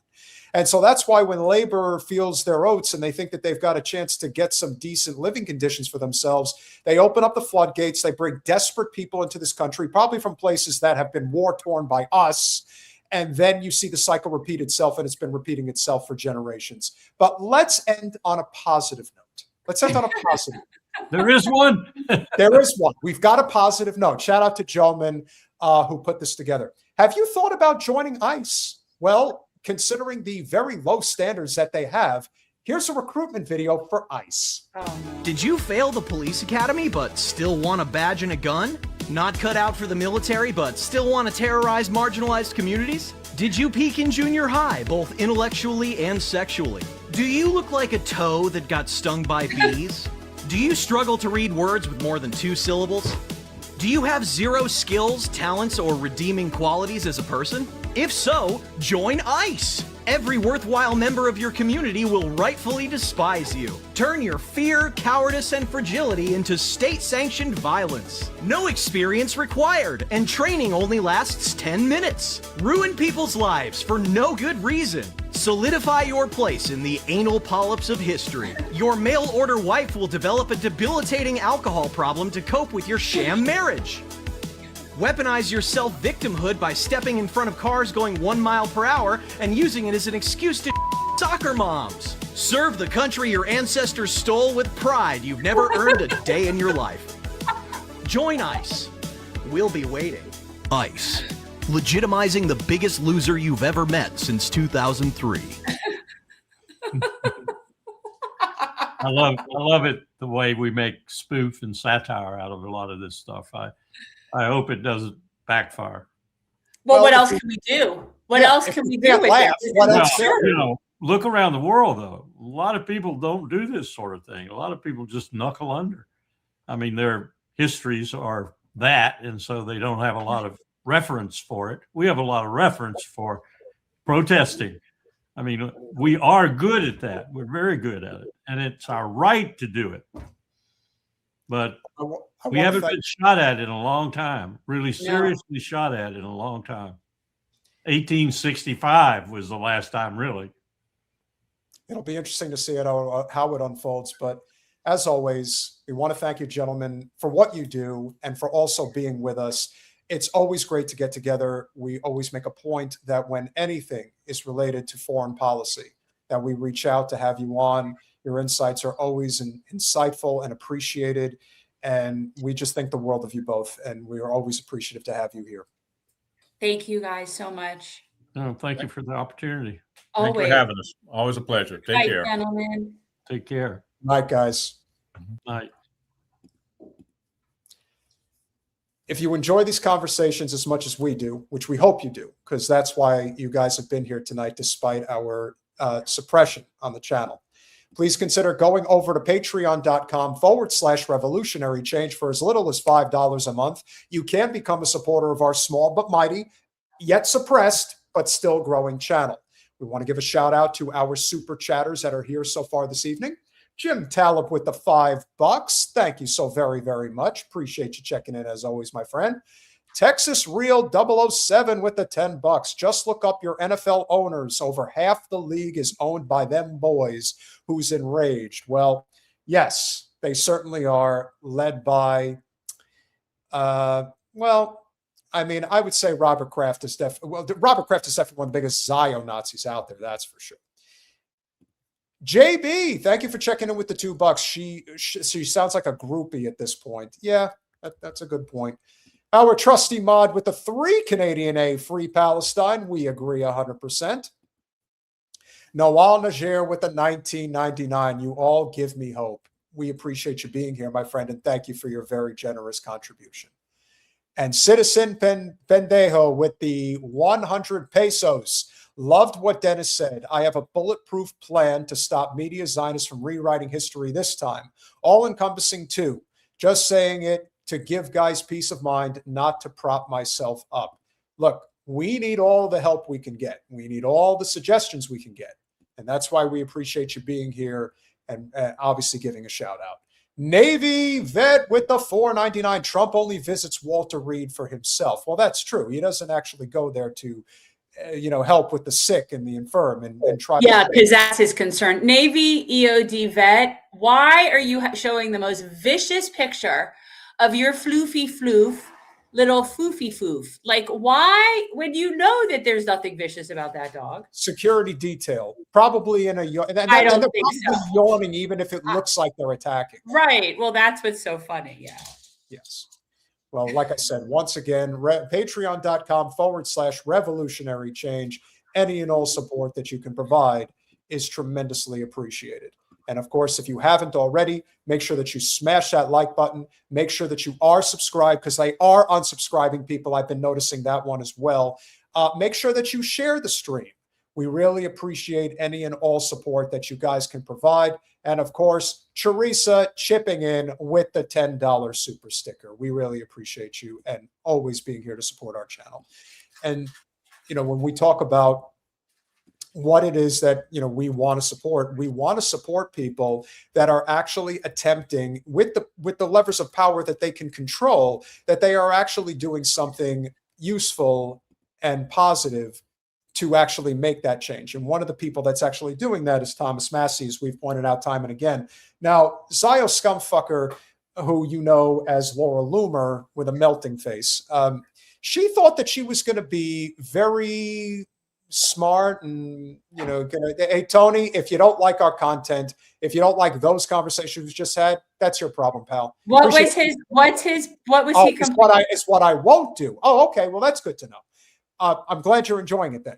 Thank you. I was going to say, why would he say that? He's you never know. Well, we're having fabulous conversation here. Well, why does Laura Loomer exist, I think, is the bigger question, Jen. Why does she exist? To make our lives eventually for me to eventually have a felony? Perhaps. How's it going? Happy birthday. Thank you. Wait, so Congressman, in the last 2 weeks, you repeated AOC's talking points on Venezuela, and Jasmine Crockett has retweeted you. When will you change your party affiliation to Democrat? When will you change your party affiliation so somebody can pay me to say this ridiculous crap in front of Who is that talking? I don't know. Somebody working for Laura Loomer? Who the hell is working for her? That's the bigger question. I was going to say, like, she has a staff? Something like that. Well, remember, she's getting paid by Zio, so that's why they're able to do this.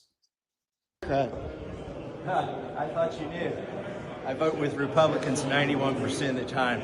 And the 9% I don't, they're taken up for pedophiles, starting another war, or bankrupting our country. I don't know about that, Congressman. We'll see. I don't know about that, Congressman. That wasn't the talking points that I was giving by Laura Loomer.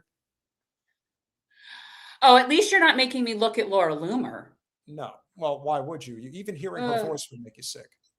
Yeah. Well, maybe that is Laura Loomer. Maybe she's a man, baby.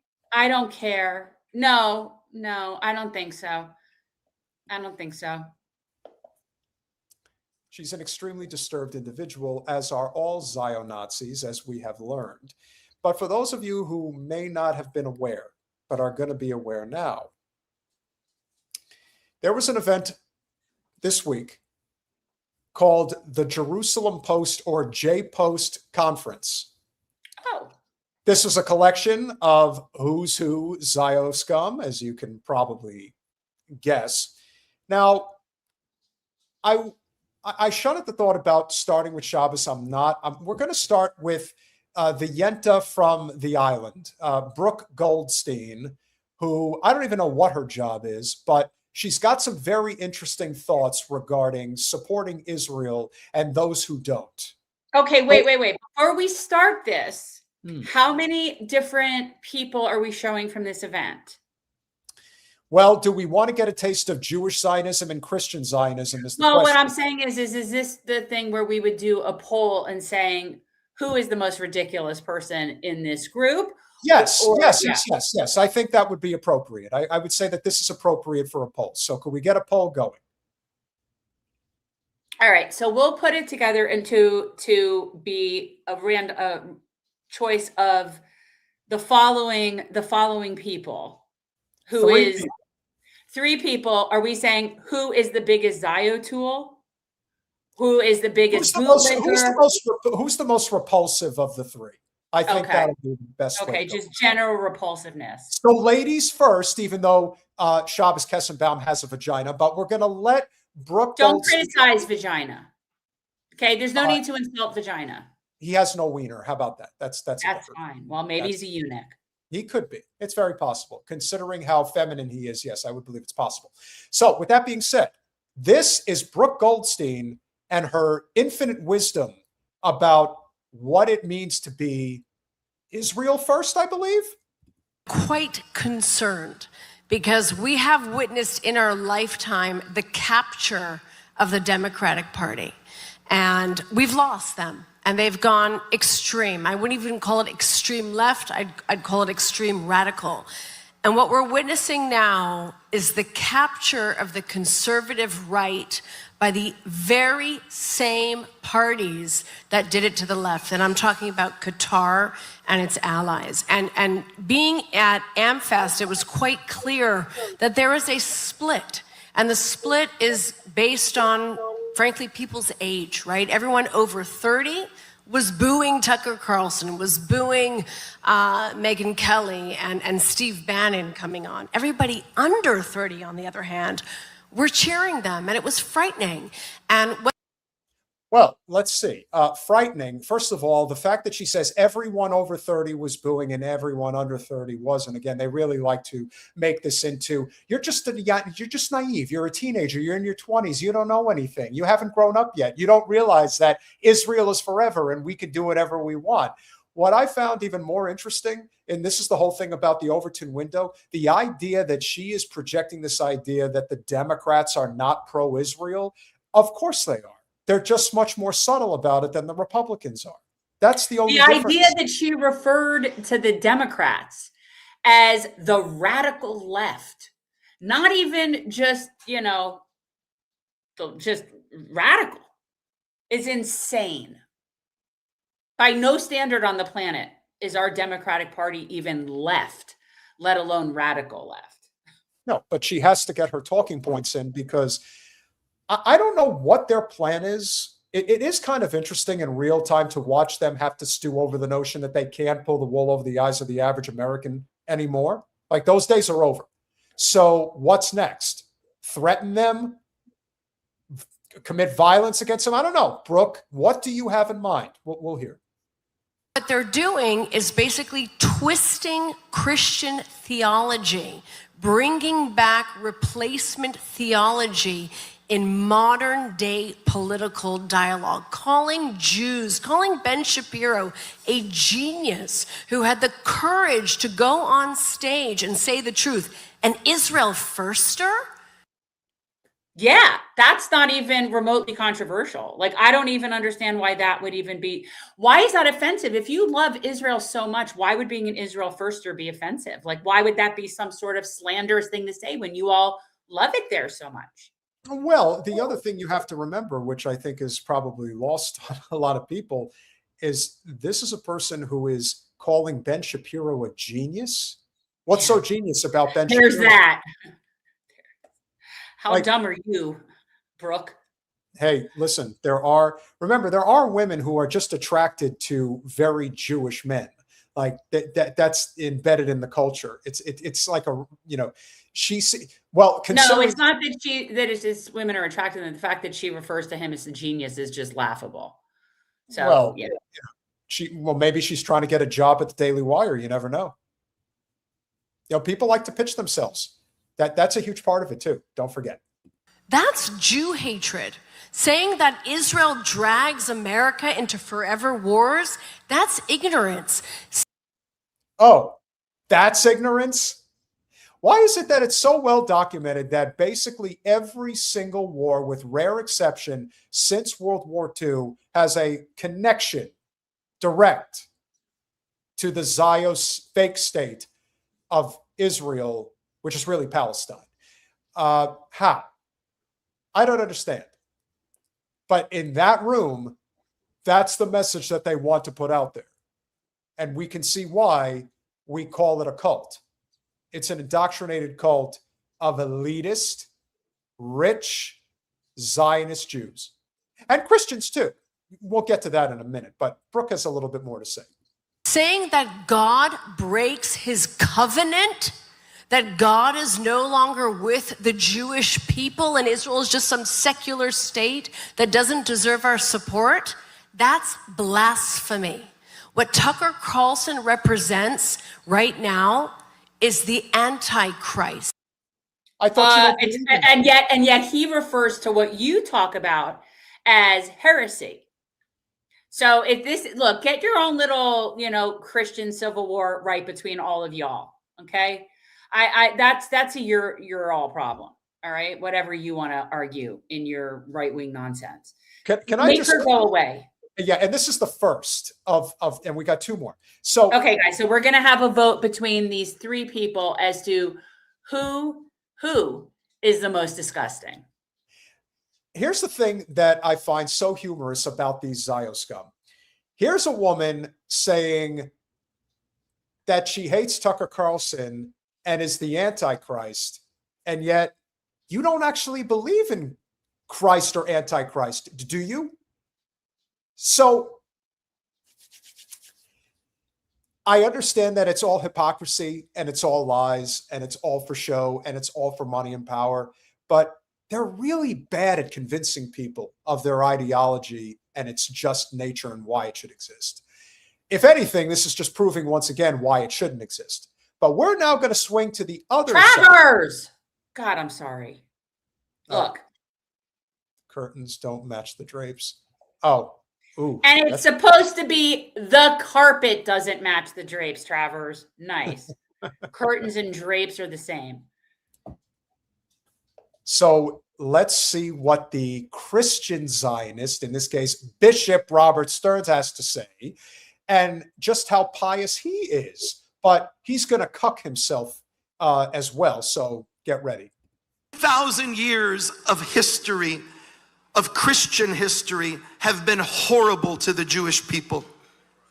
Unspeakable atrocities, unspeakable horrors have been committed against your family under the banner of the cross and in the name of Jesus. And if I had 100 lifetimes, it would not be sufficient teshuvah, it would not be sufficient repentance for all that has happened over history. Why don't you just become a rabbi? Why pretend? Well, no, because again, these are people that I often think very much are purposefully befriending Jews because they want to see them die, right? Like, I mean, these are the people that are pushing for the rapture. So they don't really like the Jews. They don't like the Jews, but they need the Jews to be in Israel.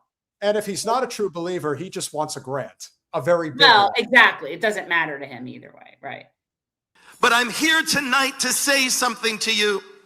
I'm here tonight to tell you that there is a new breed of Christian alive in the world today.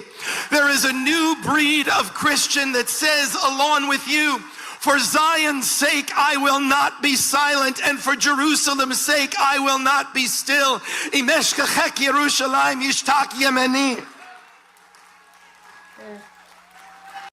Could you tell me what he just said? Well, something about Jerusalem. I heard Jerusalem. I heard Jerusalem. I don't know. Whatever it is about Jerusalem. Maybe he's going to break out into song. You never know.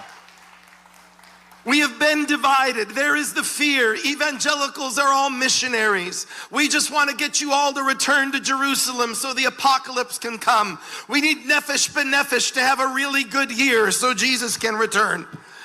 We know all of the stereotypes. Listen. Shh. Listen.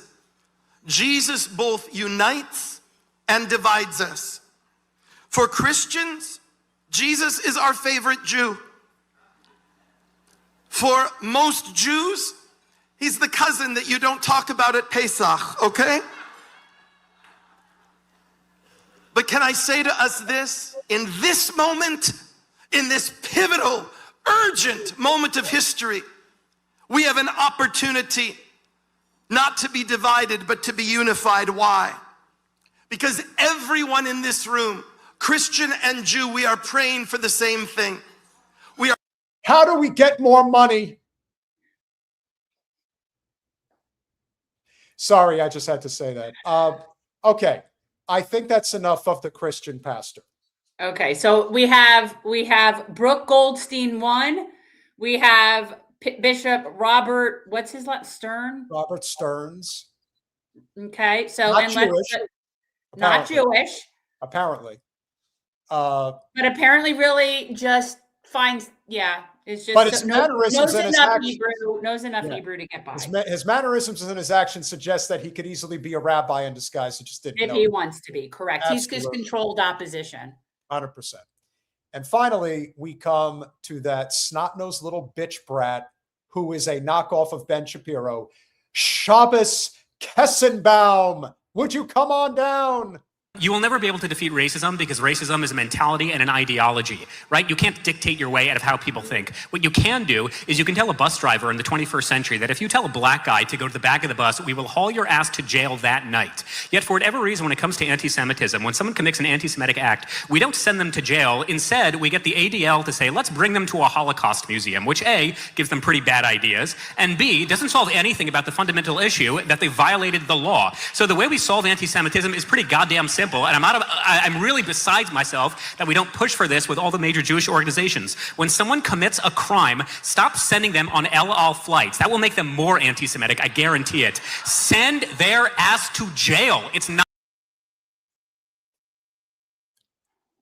And what is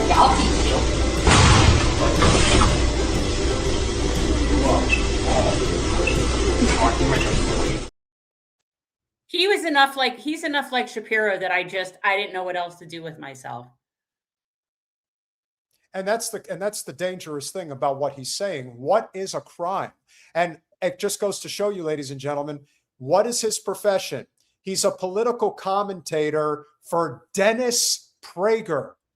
You know, Dennis Prager, who talks about how age of consent should be very low. I mean, very low. This should not surprise anybody that he works for PragerU or that he makes commentary like this. He's ridiculous. What crime? Well, he's the thought police. First of all, the idea that a bus driver gets arrested for telling a black person to sit in the back of the bus is just absurd, right? That's a straw man thing right there. I have not heard of these bus drivers getting arrested for that. So if somebody can show me the cases where said bus drivers were arrested. So this is just made up nonsense, what he's talking about. And he's doing it to try to make this false equivalency and somehow garner sympathy for Jews as victims. It's having the opposite effect. It has to. But the irony of it is it's exactly people like him that are causing the anti-Semitism. Look at this bitch. I want to punch him in the face.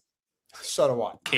I don't care if people think that we have horns. I don't care if people think we control the banks. I don't care if people think that we run Hollywood. I don't have them think what they want.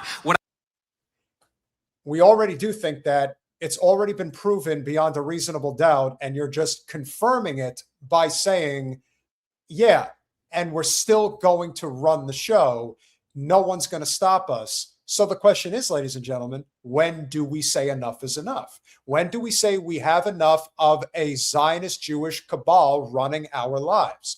Which in many ways they are, which is why Kestenbaum, this sawed-off little prick who has never been put in his place, who was it? And again, I couldn't punch him, but I slapped the shit out of him and listened to him scream like a little bitch, which he would do, and cry for his mama, which can't help him. I don't understand how people are just willing to put up with this. I think that it's just sort of been a great awakening for so many. Now they're seeing how these people really think and how they act.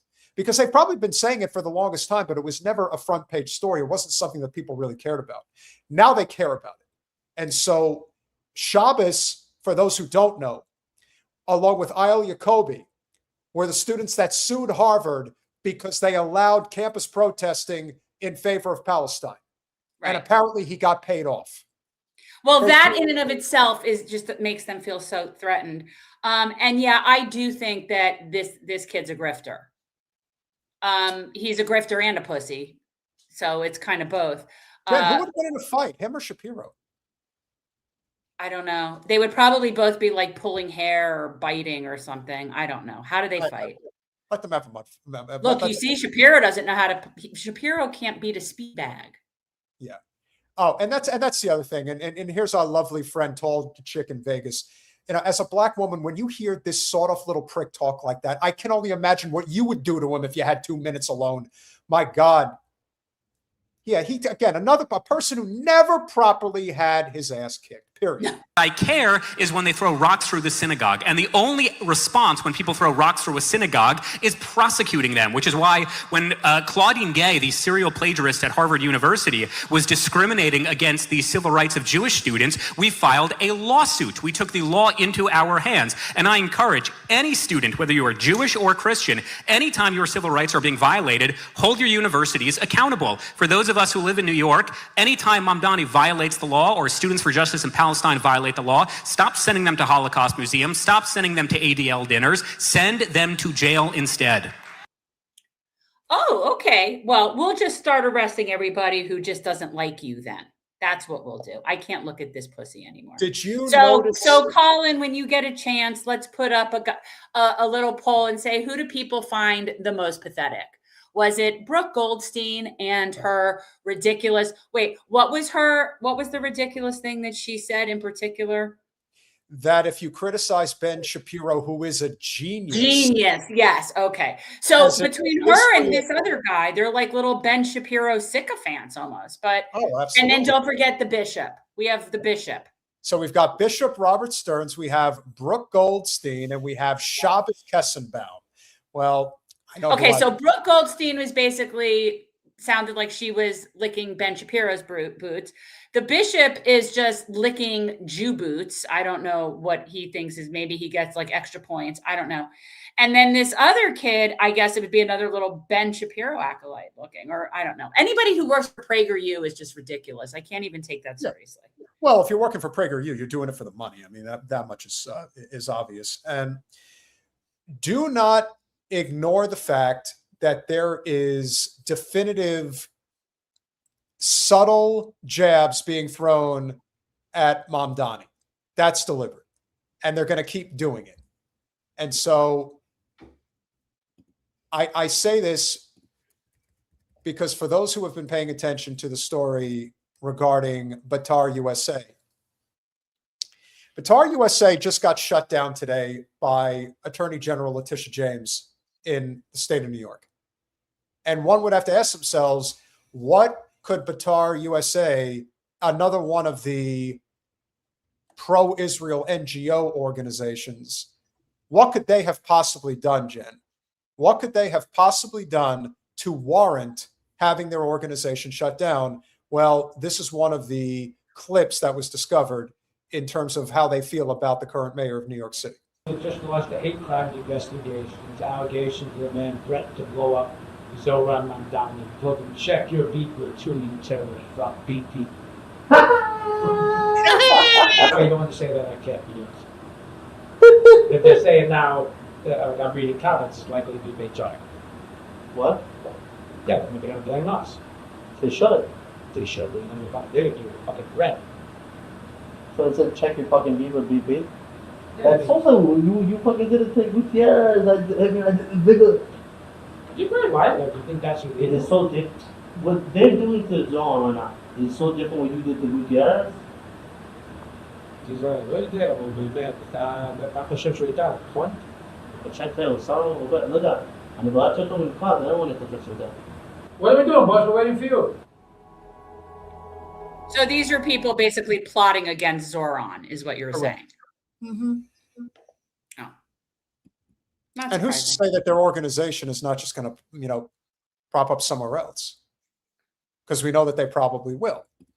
And I got to give Zohran credit because he is not going to be perfect. He's going to be far from it. But I got to tell you something. Considering what we're working with today in the political arena, and especially within the Democratic Party, he's not only the best that's out there. Goodbye, AOC. He's actually very good at this. He's got a lot of strong political insight. Yeah, well, he's likable and he's smart and he's definitely a good politician. Colin, you can end it. Guys, we're going to close it. So hurry up, give you another minute and vote which one of the three speakers you found to be the most repulsive. And then we're going to figure out. I actually went in on my phone and voted because we can't vote through StreamYard. Oh, interesting. Well, thank you for that, Jay Bogue. So apparently Batar was not shut down. They got a wrist slap. So apparently they attempted to shut them down, couldn't do it, just probably made them pay a fine. And this is what's happening. Again, you can say that Zohran is controlled opposition. You could say a lot of people are controlled opposition. Here's the bottom line. Zohran is saying what needs to be said in many instances about the Zionist state. And to me, it's not a question of whether he's going to do the job. It's not up to politicians to do it. It's up to us to do it. It's up to them to use their platform for good to wake up more people as we can. That's why somebody like Azeez Al-Shaair, as we said at the top of the show, is using his platform to bring attention to the genocide as the Houston Texans move forward in the NFL playoffs. Imagine if the Houston Texans make it to the Super Bowl. That's going to be a big story. And it's going to be a big story during the game when hundreds of millions of people are watching. So that's a big deal. And so why do I bring this up? Again, this is why Zohran, in my opinion, is going to have some success. Certainly can have kids. You just might have to move out of New York City and go check out Texas. Well, yesterday our movement won a historic victory for working families across the city. On day 8 of our administration, we announced the beginning of universal childcare for all New Yorkers. No longer will New Yorkers be forced to accept that starting a family means leaving the city you love. At the end of the year, thousands of parents will look at their bank accounts and see that they have now saved more than $20,000 per child. My family is going to save $36,000 next year in daycare fees because of what Zohran Mamdani just announced. And it's his 8th day in office. That is real relief. It is real change. And it is a testament to government's ability to make people's lives better. Yeah. But why is Zohran able to make lives better? Because Zohran is not bought and paid for by corporate special interests. Now, he is the mayor of the largest city in the country and possibly the world, so there's a lot of pressures and responsibilities that come with that. We are going to criticize him, and we are going to applaud him when he does bad for criticism and good for appreciation. In this case, how could you not appreciate what he's doing? You know how expensive it is to live in New York City? I also don't know that all people recognize how unbelievably expensive childcare is and what difference this makes for people. This is huge. It's not healthcare, but it's up there in terms of the amount of relief regular people will get in their lives from having childcare. And just so you know, the poll is officially closed. Shabbos Kestenbaum with 56% of the vote, Brooke Goldstein with 25% of the vote, and Bishop Robert Stearns with 19% of the vote. Who'd you vote for? I would have voted for Kestenbaum, obviously. Okay. Well, just because, here's the thing. There's a difference. I voted for that cunt. Well, Brooke Goldstein sucks, no question about it, and so does Stearns. But here's what I will say about Kestenbaum. Not only is he a little shitbag, but he's dangerous. He's the type of person that if he gets his hands on power, he's going to hurt people. He already is, but that is somebody who he relishes the opportunity to make others suffer. There's no question about that. I'm sure you would agree. Yeah, no, he definitely, I think, has the most potential to be threatening. I just cannot abide that cunt. So, no argument. Every political victory is a choice. The work has only just begun. But never let anyone tell you that progress needs to be slow. That's a good point. So while little Ben Shapiro says, if you can't afford to live in New York City, then why don't you just go and move to Texas? Could you imagine saying that with a straight face? He's just, honestly, it never ceases to amaze me that he's gotten through life to this point and not been punched out more often, if at all. I don't understand how he is not constantly having black eyes. Because, well, I think he walks around with security detail, if I'm not mistaken. I'm pretty sure he does. So that of course he does. Of course he does. So we have one more story to cover this evening, and it's a big one. And it's can I just respond? Can I answer something that's going on in the chat educationally? Sure. Okay. Jews are not a race. Judaism is a religion. Jews are not God's chosen people because nobody is God's chosen people. That's not real. And for Christians, actually, what makes you chosen is choosing Christ. So everybody could have their own idea of what the choosing is. But no, Jews are not a race. Israelis are not a real nationality. Judaism is a religion. That's that. Where is these?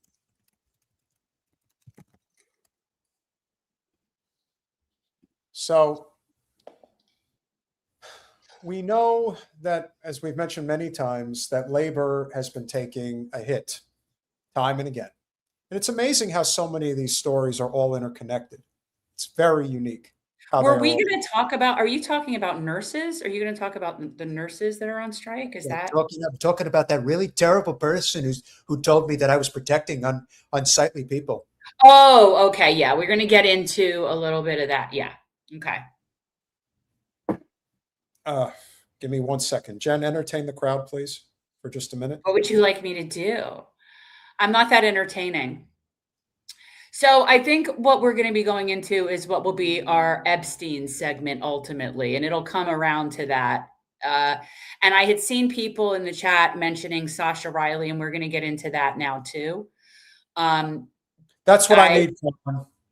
Yeah, I had asked Peter to listen to the audio because I really just don't want to hear that. Yeah. So we're going to talk about that and what the connection to labor that Peter's going to try to make there be a connection to labor, which is definitely a loose connection to labor, but I see. I think I sent it to you, Jen. That's what I think it was. So I actually sent it to you earlier. All right. So a couple of interesting things. We'll start here.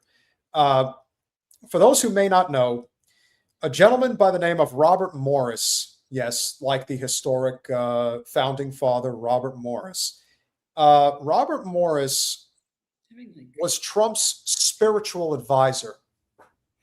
Spiritual advisor. That's his title. That's what he went by. He was officially arraigned and arrested today. Now, granted, he got himself a really sweetheart deal in the process. Only 6 months in prison. Would you care to guess, Jen, what he's going to prison for? Is he a pederast? Sexually abusing a 12-year-old. So there you go. So when we say that Trump is protecting pederasts, the auto worker at the Ford F-150 plant wasn't lying. So for people who didn't see, you're going to show it. Okay. Go ahead, say it again. No, I wasn't sure you were going to show the clip. I was just going to say what you're referring to that happened at the Ford factory. So this is Trump at the Ford plant, or at a Ford plant. And apparently this is how he's going to deal with this heckler. And the heckler calls him pedophile protector. Mm-hmm.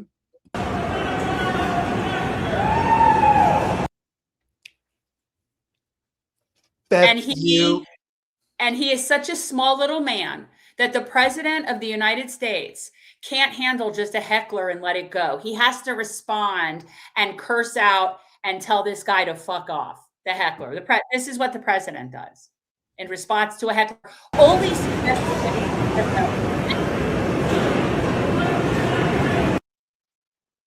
not even accusing him of being a pedophile, just a pedophile protector. But apparently that in and of itself, I guess that hit a nerve, right? Or is that to me, that's the kind of thing that you would maybe only be so upset about if it were true. Well, that's the thing that I found so perplexing about his reaction in such a volatile way. It's one thing if he called him a pedophile and Trump just lost it. He's like, I'm not a pet. Like it instinctively would say, like, I'm totally not a pedophile. I didn't do any of that stuff. But he reacted that way to being called a pedophile protector. Exactly. Which he clearly is. He's a pedophile. It's not more so. So this brings us to the Sasha Riley story, yes? Well, not exactly. It's coming to that, but I want people to remember that this was. I hope you're getting my stuff, Colin, because I know that the Robert Morris clip is quick. So if you've got that, just Let's get that up there so people can see. So as I said, Robert Morris was his spiritual advisor. This is Trump. Well, I mean, who is going to be Trump's spiritual advisor?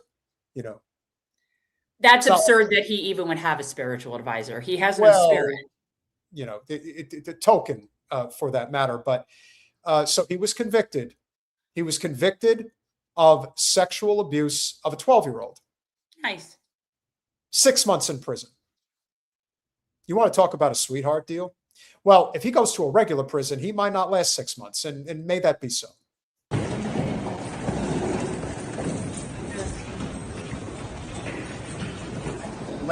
I'm just happy that it is over. I feel good about it. It's behind us. What does this feel like? I don't know that I have words for it. Well, so that's the woman that was his accuser. And Correct. so given that she's an adult, clearly an adult, this woman has been trying to get justice for a very long time, is what that says to me. And that's just, yeah. But doesn't it also say, and one of the main reasons why so few people end up coming forward is that you put your life on the line, you go after somebody powerful, you convict them, and then they get a slap on the wrist. This guy was when you know the right people or have the right information on people. Well, that's the whole point. That's the whole point about climbing the ladder. She spent her entire life trying to do this. I think it is beyond insane how anyone who thinks we have a justice system, we don't. We have a tiered justice system. That's the way I would describe it. We have a tiered justice system that is for the commoners, not for people with power. People with power are able to walk away. And even though this lady, Cindy, who was his accuser, can say that I can move on now with my life, but he took so much from her. She was 12 years old. That ruins people's lives. It ruins their lives. Completely. And I can only hope that there is some justice coming behind those prison walls, but we all know he's probably going to get stuck in a country club. So, or maybe he'll get lucky and they'll just fly him back to Epstein's island and he could be there with Epstein. Who knows? You never know.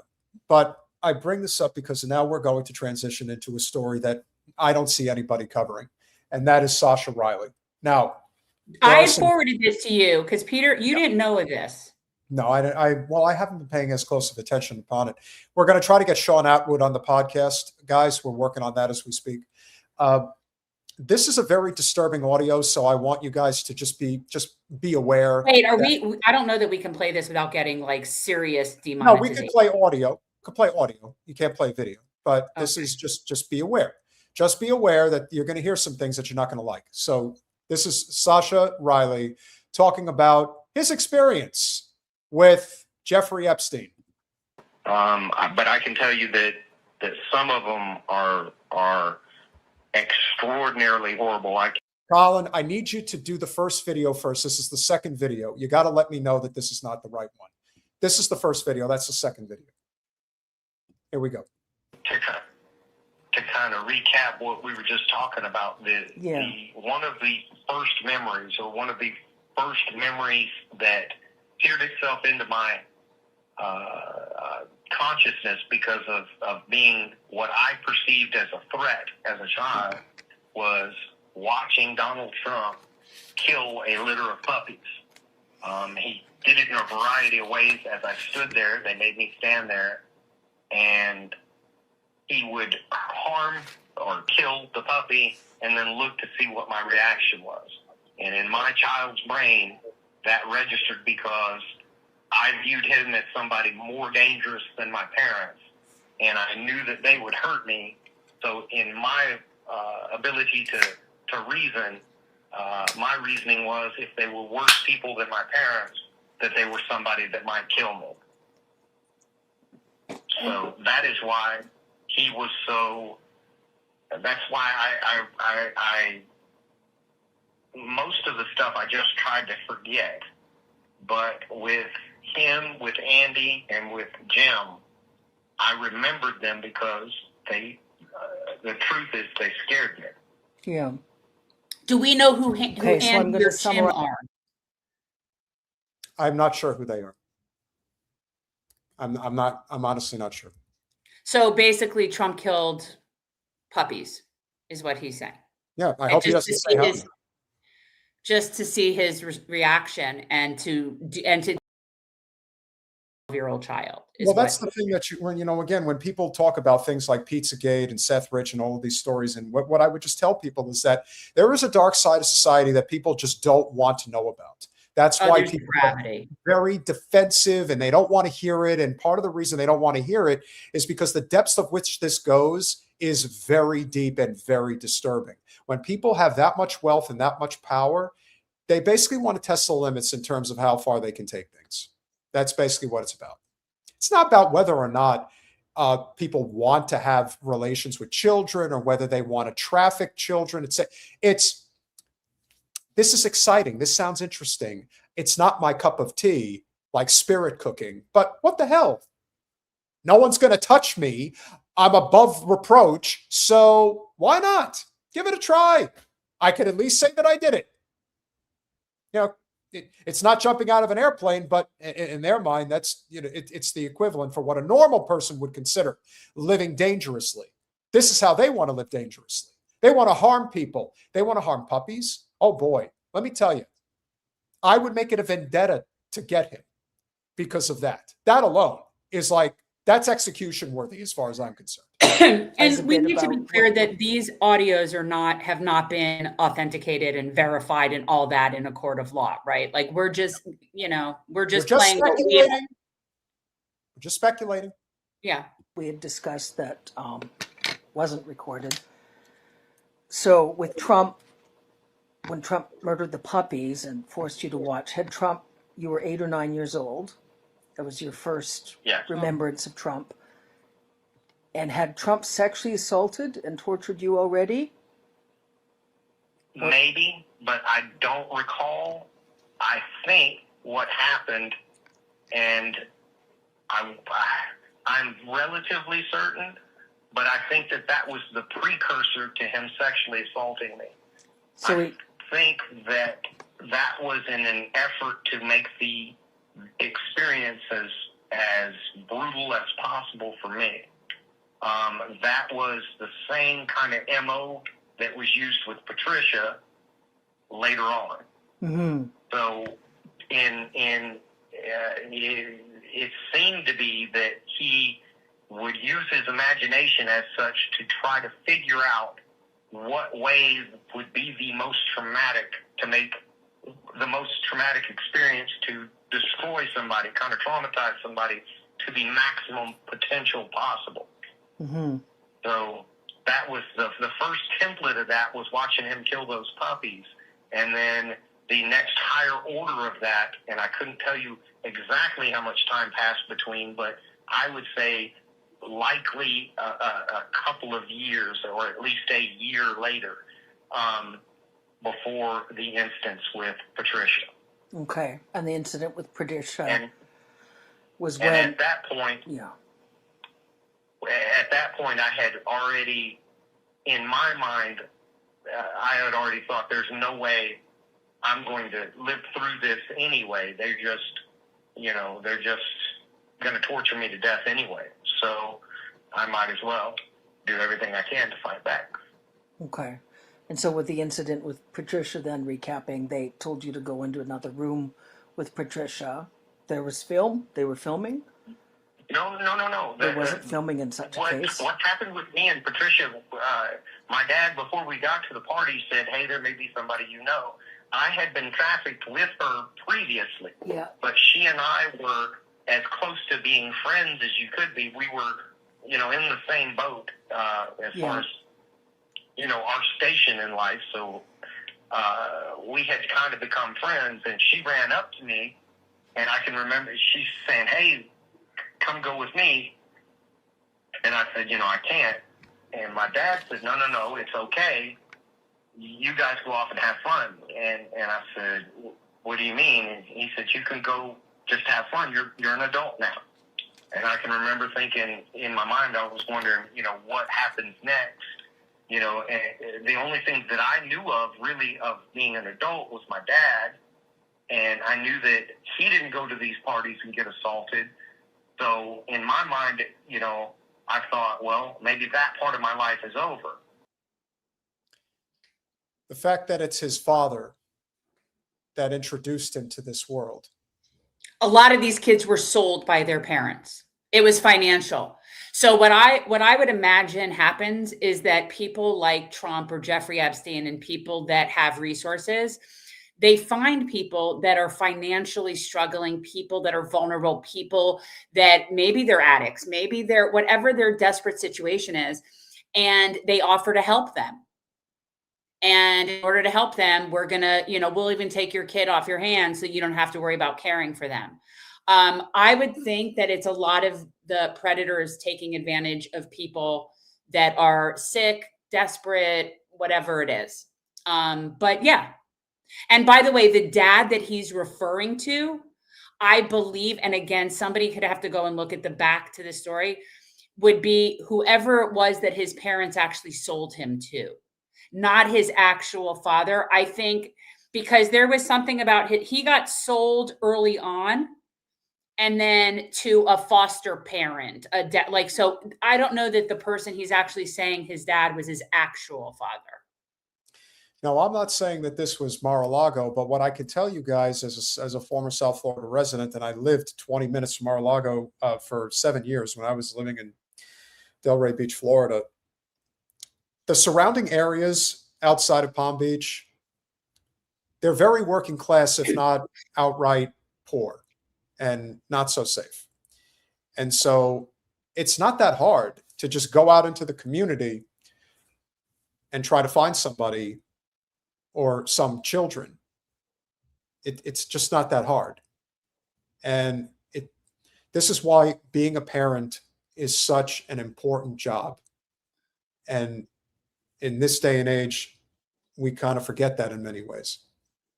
The fathers. No, I don't, because I am a parent and it's my job. But I do understand that a lot of people don't respect it as much. That's true. But in the case of Sasha Riley, he was betrayed by his own father. Yes. Maybe his mother too. I don't know. But whatever the case is, his father clearly groomed him into this world. Someone sold him and then somebody or groomed him. But anyway, we left. We wound up going into the farmhouse. We went into the room not at the behest of anybody else. She wanted to have sex with me because she knew I wouldn't hurt her. Mm-hmm. I believe, I wouldn't swear to this part, but I am relatively certain she and I had already made some movies together. Off, not at the farm, but at a shoot. But I didn't have sex in a way that brutalized people, because I kind of knew how that felt. So it was a matter of her kind of choosing somebody to try to go have sex with. So she wouldn't be placing her life in danger by having sex with one of these rich guys. So we went in and started having sex. This was not in front of anybody. It wasn't filmed that I know of. It was just, we kind of, if we were going to have the opportunity to go have sex with somebody, we were going to go have sex with each other, because that, in that instance, neither of us would get hurt. Mm-hmm. But while we were in that room, after some period of time, the people at that party busted in, 6, 5, 6, 8 maybe people, big people, adults. At least one of them had a gun. I think 3 or 4 of them had a gun, to be honest with you. But then they assaulted her with me at gunpoint, and then they killed her in front of me. Mm-hmm. And said, that's what's going to happen to you if you don't do everything the next person that walks in this room what they want. Do you think they knew Trump was going to walk in the room? Do you think they had premeditated that Trump would walk in the room next? Oh, yes. Yeah. Yeah. Okay. I think that was just part of the experience for him, to traumatize me. And for all I know, he was watching through a cracking the wall. I don't know about that. So but like an he was the escalation next from the person to walk in. puppies. Yes. Okay. So Yeah. Trump would traumatize you first and then sexually assault you. There was the incident with when Yes. Trump murdered the puppies and forced you to watch. And then the incident when Well, there's when that. when you hear stories about, like I said, like things like Pizzagate, Spirit Cooking, Seth Rich, again, third rails that you're not supposed to address. What you have to remember is that always pay attention to the reaction. If the reaction is considerably volatile, it means that they're hiding something. Because if it was nothing, then they wouldn't care. So that's why it's too random, and he's too like clear about what he's not clear about.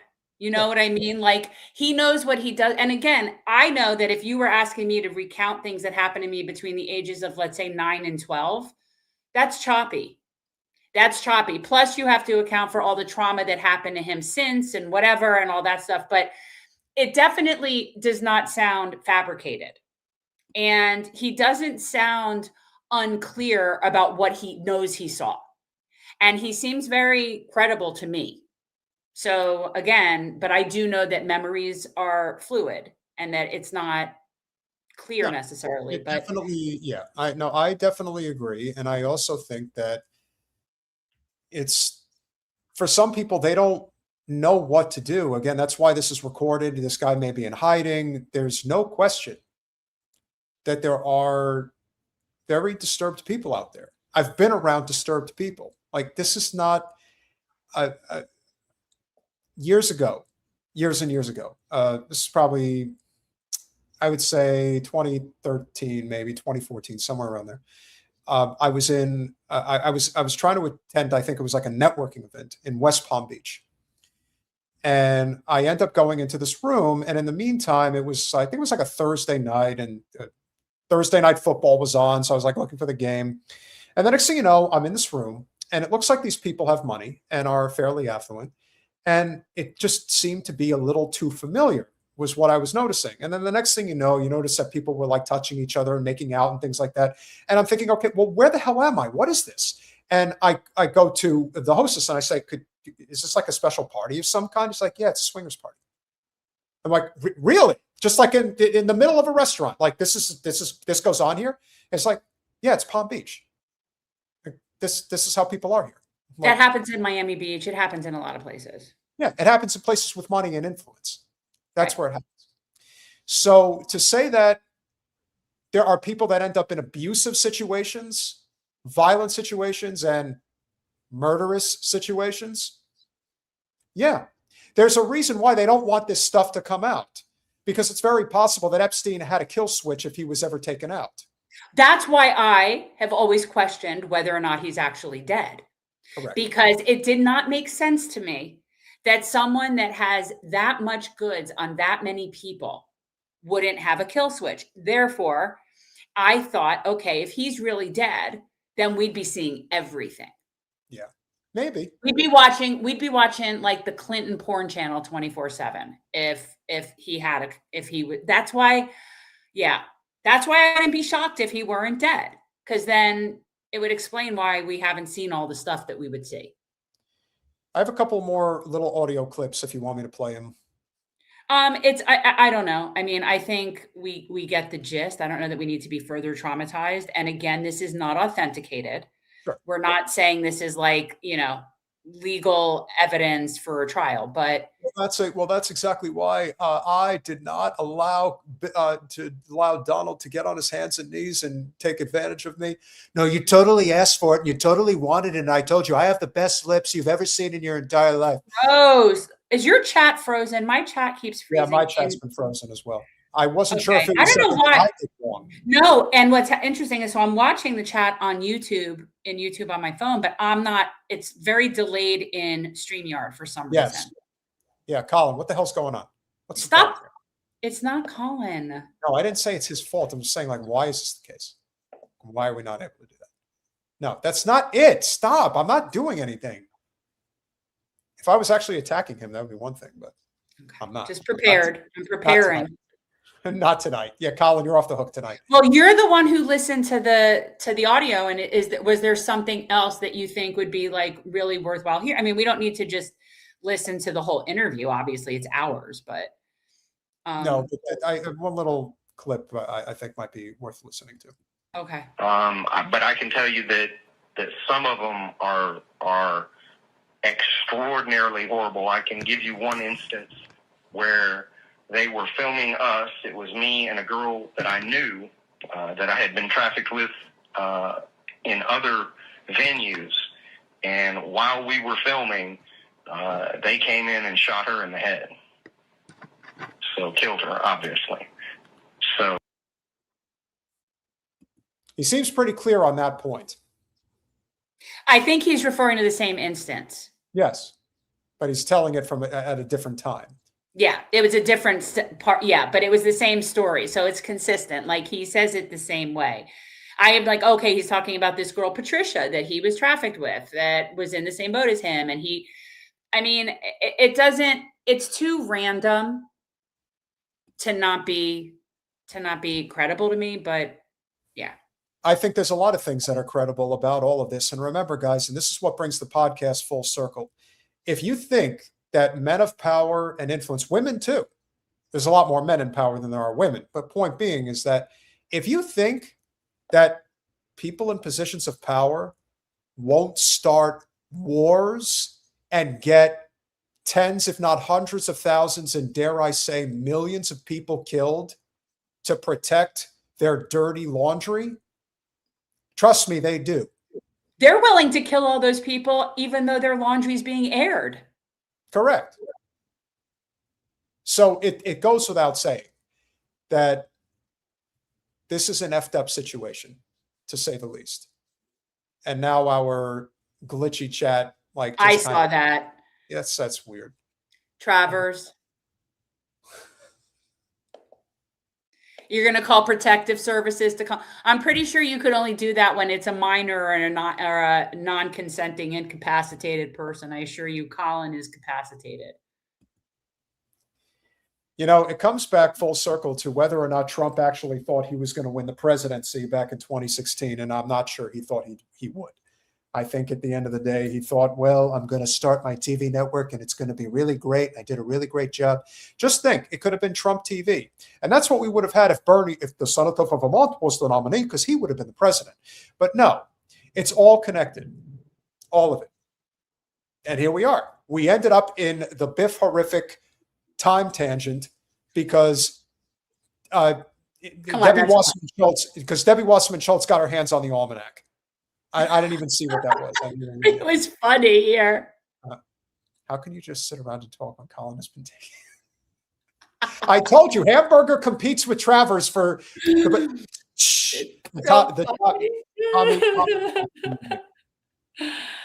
I know it's not easy to laugh in these situations, but you have to try to have some moment of levity because it is very disturbing. And while it could potentially be detrimental again to our channel for us to talk about it, somebody has to do it because the truth will set us free. And that's why we do what we do. And we appreciate you all being here. But it will also get us demonetized. So if you're not a member. Oh, would you like to take over? You want to give it a shot? No, you do it so well. If you're not a member, please consider joining on Patreon at, what do you say, patreon.com/revolutionary change. I got to do /revolutionary change.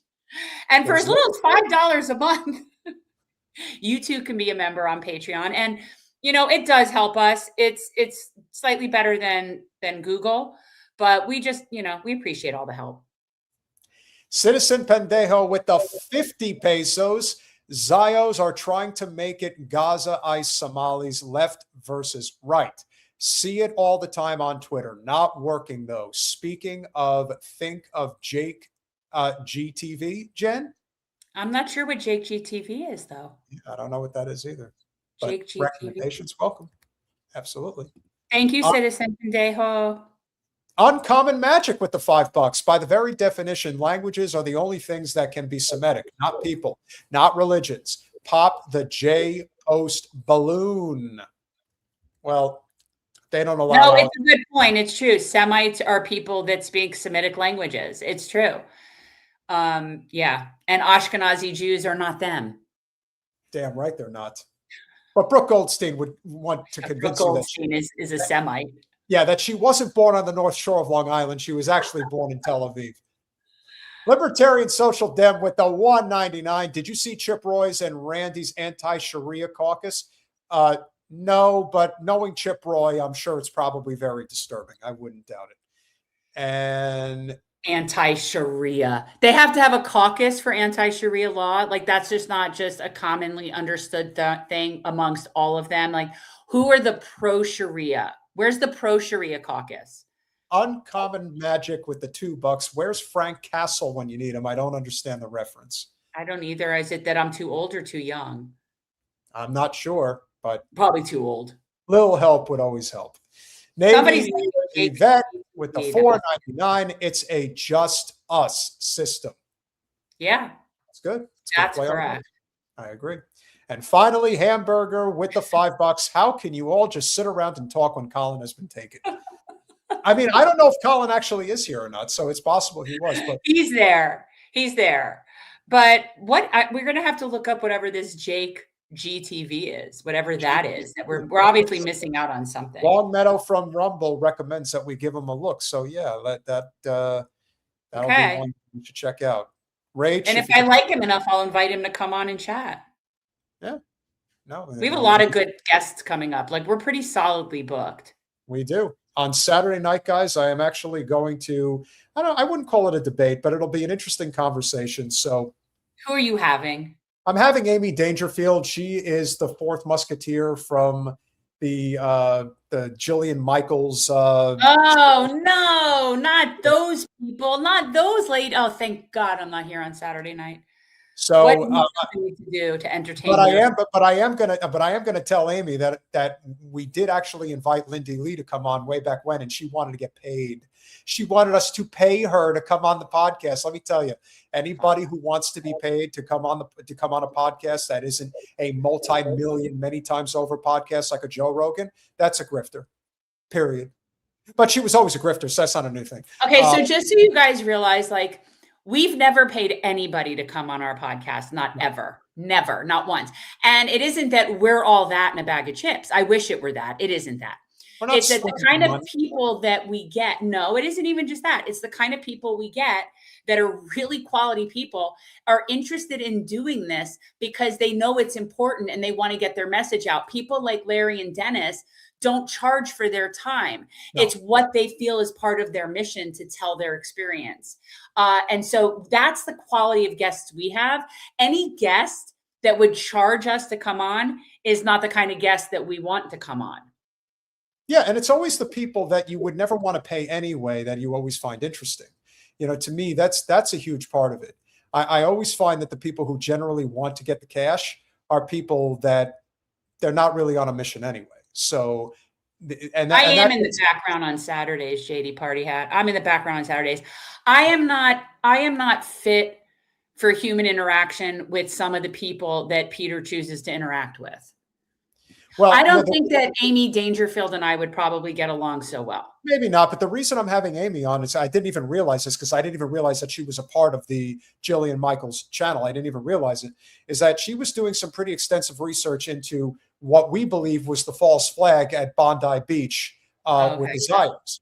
So that's initially how I connected with her. And look, it'll be an interesting conversation. We'll have some, fun topics to talk about, I'm sure. So with that being said, we appreciate you all. We thank you for being here. Please make sure that you smash that like button. Please make sure that you are subscribed because they are unsubscribing people.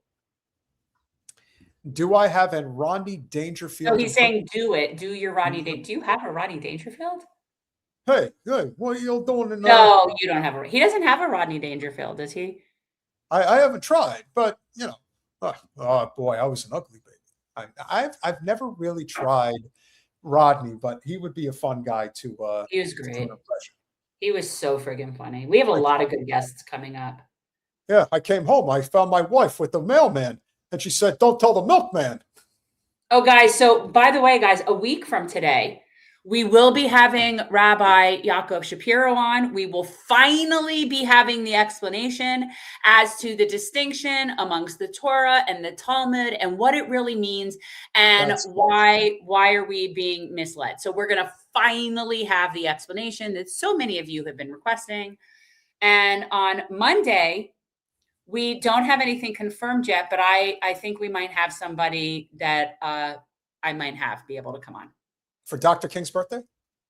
Yes, but it isn't in reference to Dr. King's birthday. But it would suit. It would suit. Absolutely.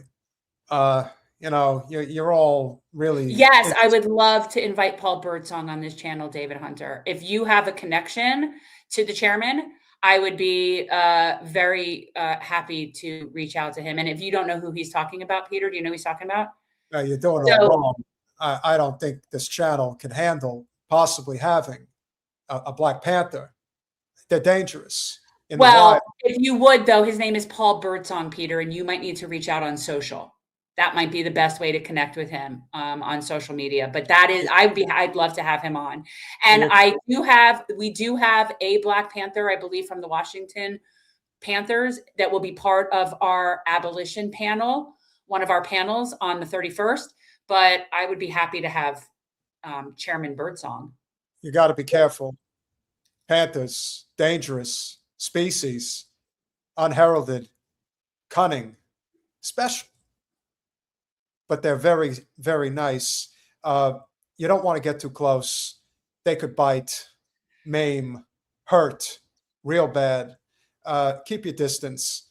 But if it's long distance, I think I could handle it. How does that sound? I am so confused as to why Walken showed up right now, but that's okay. You've gotten pretty good at it. No, you've gotten pretty good at it. But so yeah, guys, we will be having Mission Abolition, a 3-hour, 3 different panel discussions, 3 different moderators, one of whom will be the beautiful Eleanor Goldfield. Yeah, I'm looking forward to it. I could actually put the little thing up if you don't mind. Do you mind me putting up my little thing? No, it's fine. I'm going to put up my little promo. Everybody's leaving now anyway, so. Yeah, everyone's leaving. It's like the end of the football game. This is what it feels like in the Dolphin Stadium, like come fourth quarter. But guys, so Friday, January 30th, we will be streaming Reimagining Safety, which is, it's a great film. I've seen it. It's really good. I really encourage people to watch this. And then the following day from 4 to 7, we will have 3 one-hour discussion panels. We have a variety of really smart people that are coming on. I am not moderating. I'm happy to be behind the scenes. And we have 3 amazingly good moderators, one of whom is actually Matthew Solomon, who is the filmmaker of the film. And yeah, I think it's going to be a really good event. I know Peter's like cowering about the fact that I'm having an abolition event. He's like, oh. I do my own show on Saturday night afterwards, and then we'll get back to normal commentary. What I'm talking about is, and we'll make it very clear that while you don't seem to grasp this concept, that a true revolution can only coincide with abolition. Well, I would say this. A true revolution is going to occur when eventually the cops lay down their arms or they stand on the side of the people. You cannot have a revolution while being oppressed and having the boot of the oppressor on your neck with their police force. Right. That's the whole point. So so revolution equates to abolition. And I know that ruffles a lot of people's feathers. So we will be addressing that issue very much so at our Mission Abolition panels. Smash that like button, share, subscribe, do all those things we ask you to do. We appreciate you all. We love you. Free Palestine. I'll see you Saturday. Free Palestine. Good night, guys.